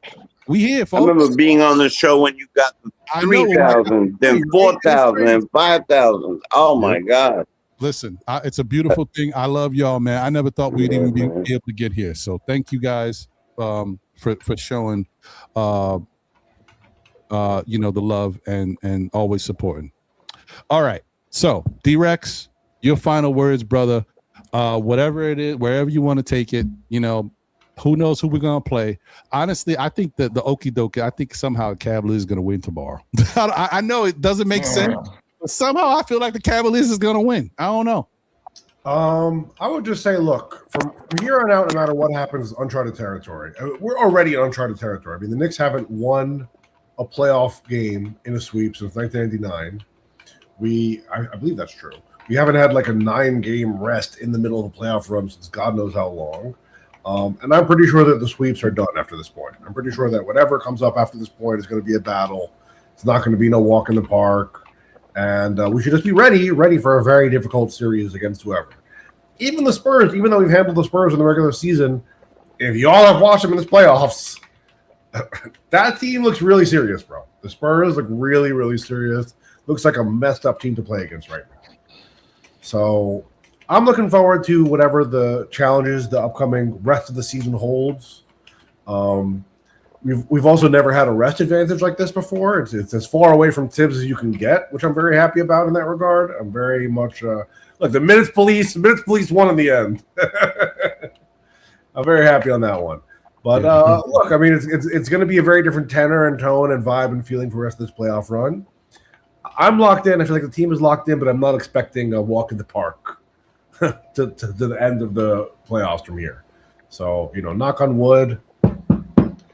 Hopefully everybody stays healthy. Everybody plays good. Hopefully we get some younger faces in the playoff rotation here on out. I would like to see that. I think it's necessary going forward for OKC and either the Pistons or the Cavs. But we'll see. We'll see what the future holds. Yeah. Hey, that sounds good. I like it. Okay. All right. Getting over to Nick Nation, my brother. How do you feel? Last words? Anything? Yeah, I'm switching it up. No. I know you listen, Ron, I'm happy to be here. I know you want to talk about the Mets and how they had a recent streak that just broke. I know. Did the Yankees play the Mets yesterday? Was it yesterday? Yeah, we had a rough game. We lost our guy, man. No one should ever root for injury. That's for sure. No, definitely not. But Yeah. Yankees are the 8 Yankees. You know what strikeouts. I'm saying? I ain't even gonna front though. Really, to be honest with you, both teams to me, the Yankees and Mets, they both suck because they both haven't been able to get it done. So Yeah, facts. You're you right. know what I That's mean? true. So, Honestly, I'm New York just- sports for the last like decade have kind of been whack. yeah, got to keep it a buck. You know That's what I mean? I got to keep it a buck. If the Mets get there, believe me, I'm rooting for them. You know what I That's mean? why we But need the Knicks to do something, man, because this city yeah, needs it. yeah. Needs it. Yeah, word. Yeah, I'll tell you like this, Ron. To be what's name, my final what's name is like, yep, I miss basketball for us. I'm watching these other teams. I'm ready for us to play. Enough is enough. Believe me, if we go down, believe me, I'll still go crazy. We go down 0-1. I don't think it's what's name. We go down 0-2. I still don't think it's what's name. You know what I mean? Over, but by the next time, this time next week, you know what I mean? I could either be happy or flipping all this bullshit over right here, right now. So there's not much in between. You know what I mean? So I'm hoping for the best. You know what I mean? You know what I mean? My doctors and all the doctors across the board, they're all like, yeah. Maybe you shouldn't watch the Knicks. Maybe you should, you know. You should just stick with gardening. You know, you look like a good gardener or something like that. You know what I You mean? do. You do actually. You know, so you know what I mean. Landscaping might be my career. Who knows? But you know, I mean, I'm just happy to hang out with you guys. Happy to see everybody in the chat. You know, I mean, we're all still, you know, like how people say, don't count your problems, count your blessings. And right now, you know what I mean, we are blessed to be waiting for whoever comes out to get to the ECF. So I'm happy with that, and I'm happy. You know, what I mean, I'm content as we are right now. And I wish everybody the best wishes because I know it's all been a struggle for us to, you know what I mean, to wait until what is it now, Tuesday? So, you know, and we're ready to go. So that's really it, Ron. You know what I mean? I look forward to seeing you guys again next week, you know, and how we feel about the progress of this team and what's, you know, and everything that's taking place. But I don't really have anything that's really, you know, dire closing and things like that. But I always do have fun and enjoy myself coming on here and, you know, getting my Saturday therapy on. So, hey, people out there in the chat world, you know what I mean? The silent listeners, whoever it may be, hit that like button, hit that subscribe button, and make sure you're back here next week, or Mondays. You know what I mean? When my man Ron, you know, he comes on. When Ron and John. Don't forget about John, y'all. One And of the don't forget coolest about dudes Juan, on here. y'all. You know what I mean? So exactly. So when the if you guys think that Ron's temperament is John's is even, I think John's is even more even keeled than even Ron's, which is I didn't think was possible, but you know what I mean, it is what it is. But all great guys. So please like, subscribe, and tell a friend who tells a friend. And I'm still a Knicks fan, regardless. Look at this guy, man. You know, Yeah. people get money for that. You getting that for free. Appreciate you, my brother. And listen, I think that before I get to Corey, I think that the Knicks are going to come out with a very formulaic approach that won't be counterintuitive to necessitate what I could do all that stupid stuff and talk smart. We're just chilling today, y'all. I ain't gonna hit you with all that stuff. Sorry. Anyway, He's Corey, not gonna baffle you with his bullshit. nah, I can't hit you with the jargon. Listen, I know all the big words. It's not needed today. It's just one of them days. I'm sorry. What's your final words, Corey? I'm gonna say this. Ooh, let's breathe. Woosah. Because the devil's, I don't mind if the devil's paradise. Facts. Knicks fans, stop worrying. It soon come. You know what I'm saying? We're gonna go out there. We're gonna pack these cats up right now, whomever, regardless. You know what I'm saying? They're cooked already. Dead legs, tired. One does not have enough shooting, the other one does not have enough defense. Keep that in mind. We have a combination of both. That's one. That's two. Excuse me. Now, with that said, the off season will be the off season when Leon Rose is ready to start to make whatever moves which is necessary for us to make. So what that is don't you fret about that. We still got bigger fish to fry. We have to go out west and bring back the chip. That's it. So, you know what I'm saying? I'm constantly telling this to Wiz. And I'm gonna say this to some of the fans, panel, and the chat. Curry powder's a hell of a drug. Stay off of it. So with that said, relax. Tranquilo. For those who don't understand English. Tranquilo. Breathe. Hey, I'm not suggesting you drink, but if you do, go get a drink. If you partake in anything, go somewhere and sit your ass down and relax. And enjoy things that's coming up next week. We got bigger plans and bigger things. With that said, enjoy the rest of the series. If I don't get a chance to see y'all again, which you probably will, knowing Ron finds a way to find me. And I find him. Nick Nation, thank you. Tori, you know I love you, girl. Jay, you my brother. You know what I'm saying? Wiz, you know what I'm saying? Still, watch out for harpoons. And harpoons. Because you know they'll cut you up and make you bait. But chum. Chum, exactly. Chum, that's right. You know what I'm saying? Jerk chum. But with that said though, and that's all in life, yo. I love y'all, man. Just take it easy, breathe, man. We're gonna get to where we gotta get to, and I promise you, we're gonna be there. I honestly believe we're gonna be hoisting the trophy up at the end, by next month. So with that said, I'm stepping back. Y'all go ahead.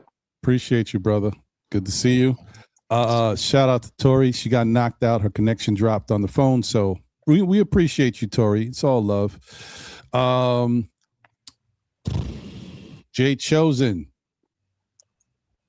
All right. Your final words, my brother, before I get frozen. Because, you know, it's bound to come. It's been happening in cycles, man. This is so upsetting. Really? Yeah, it's been all day. And then last night, I was messing around and playing some NBA 2K, and I was getting frozen during the game. I was like, you know, it's not good. It's not a good look. No, let me tell you something. I don't know what you got. You got Verizon or whatever you got? No, I got a really great company sponsored by Jim Dolan. It's called Spectrum. Oh, that's a big reason why.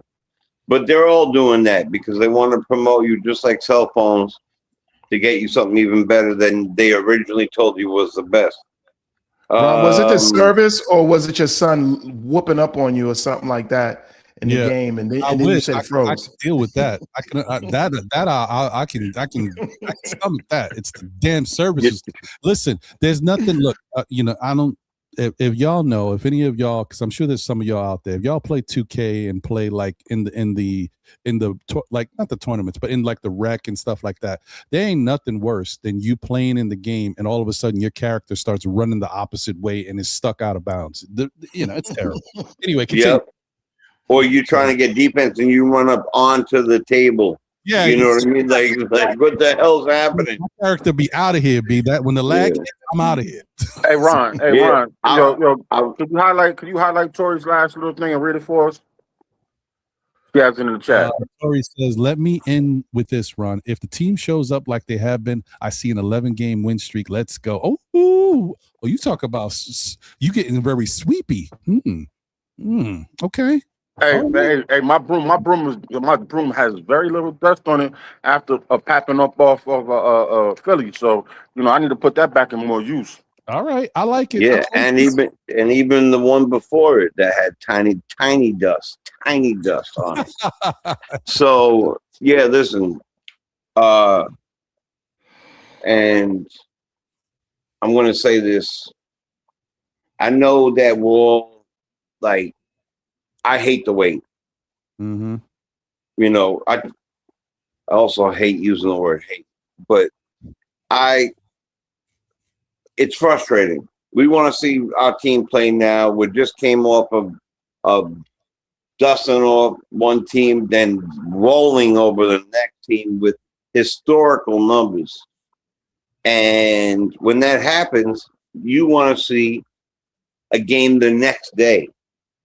Now here we are the next week, and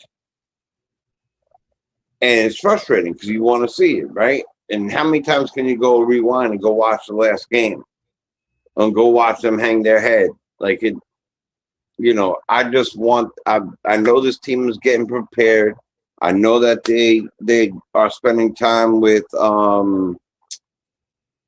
their families, but they're also in the gym. They're also in the going over plays, also looking at their tablets, or doing everything that they can to win.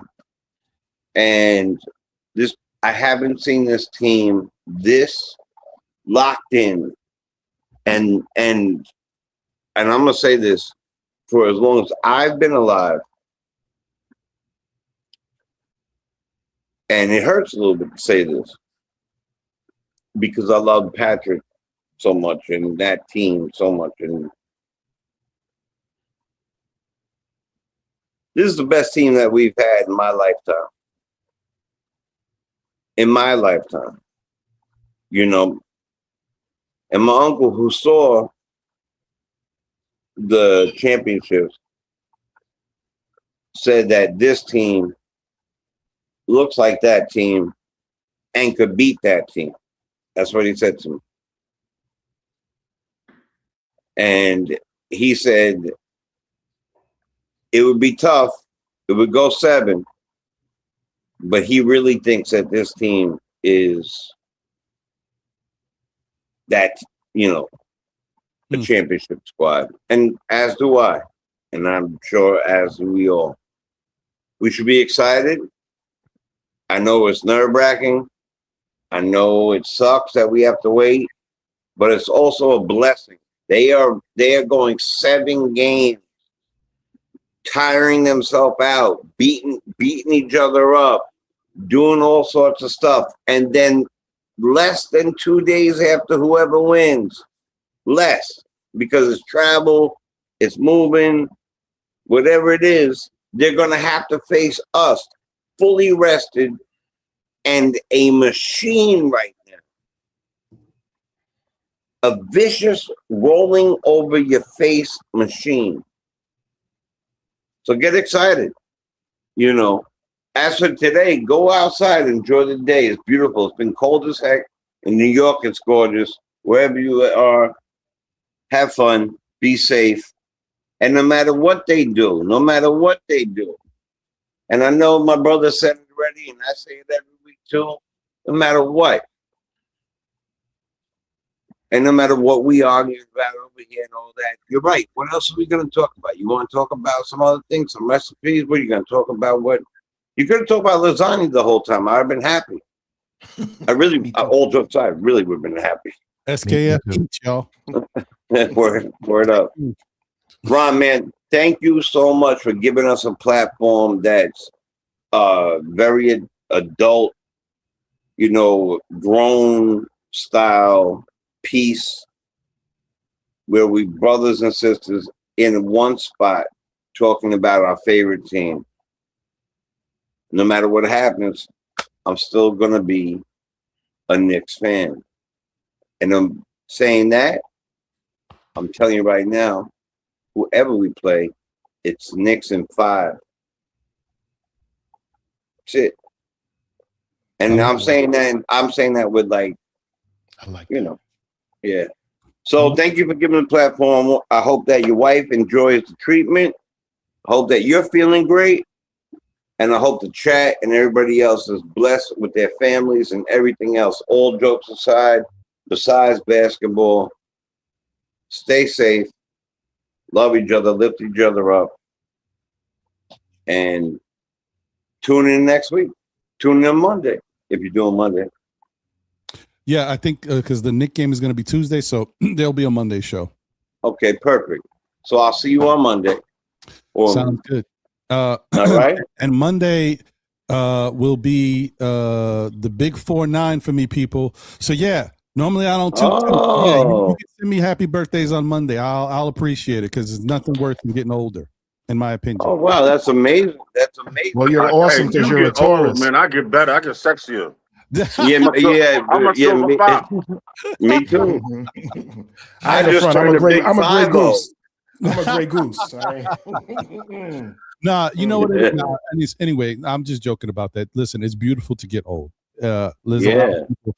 Unfortunately, in life, some of us, people you may know, people you knew of, or people you see, don't even make too many. You see a picture of them at one age, and that's the last age you see them at, and you're like, wow. So listen, I take it in stride and enjoy every single day I could wake up, and every year is a blessing. So Monday will be another blessing for me. So definitely just joking about that. But I will say, you definitely start to look back on life. I was thinking about something the other day, and I was like, damn, you know what? That happened. I was 19. Then I look back, I'm like, oh my God, it was 30 years ago. Right? I just had the same conversation. That's crazy. Anyway.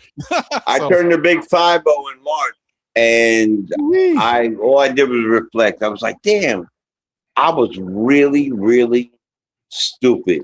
Yeah. Right? 30 years ago, I was dumb. Not even 30 years ago. I was dumb, man. I was wilding. Yeah, no, so it's look, life's a blessing, man. But no matter yeah, what, you're never going to catch up to the man next to you. So it's all right. That's exactly. That's why you just take it all in stride and enjoy it. And enjoy life. Make the best of it. Don't. I got a 34-year-old. This ain't right. They're fleeting. They're fleeting moments. So take advantage and enjoy them and make memories, y'all. Make memories. It could be the stupidest thing. You know what? I never been to this museum ever. What do they study? Birds and caterpillars? Yeah, okay. I'm going. Whatever. Just do it. Just do something. Anyway, I want to thank everybody for being here, and thank you guys in the chat for always showing the love. Like I said, we've been growing and glowing because of y'all's support. I want to thank everybody. Shout out to the new people. Like I said, the content today is chilling. We chilling today, but it gets better, believe me.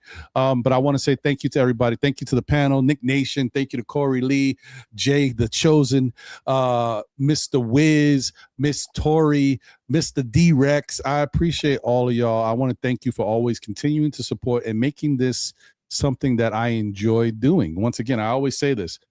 If it's not for the fact that I get to be up here chopping it up with my peoples, then, it wouldn't be as fun. And maybe I wouldn't even want to do it as much as I do. I enjoy these Saturdays and Monday shows. I have it was a hobby, and now it's more of a passion, and it's something I actually look forward to. So I thank you guys once again, and shout out to the chat for always holding me down. I appreciate y'all. And yes, everybody is welcome in Still Nick fans, whether you an Indiana fan, whether you are a Detroit fan, a Cavalier fan, whether you're an OKC fan, as long as you keep it respectful, you are always welcome, and we will love to be able to chop it up and go back and forth with y'all, because that's what the rivalry is real in the playoffs. Let's keep it going. Let's get it.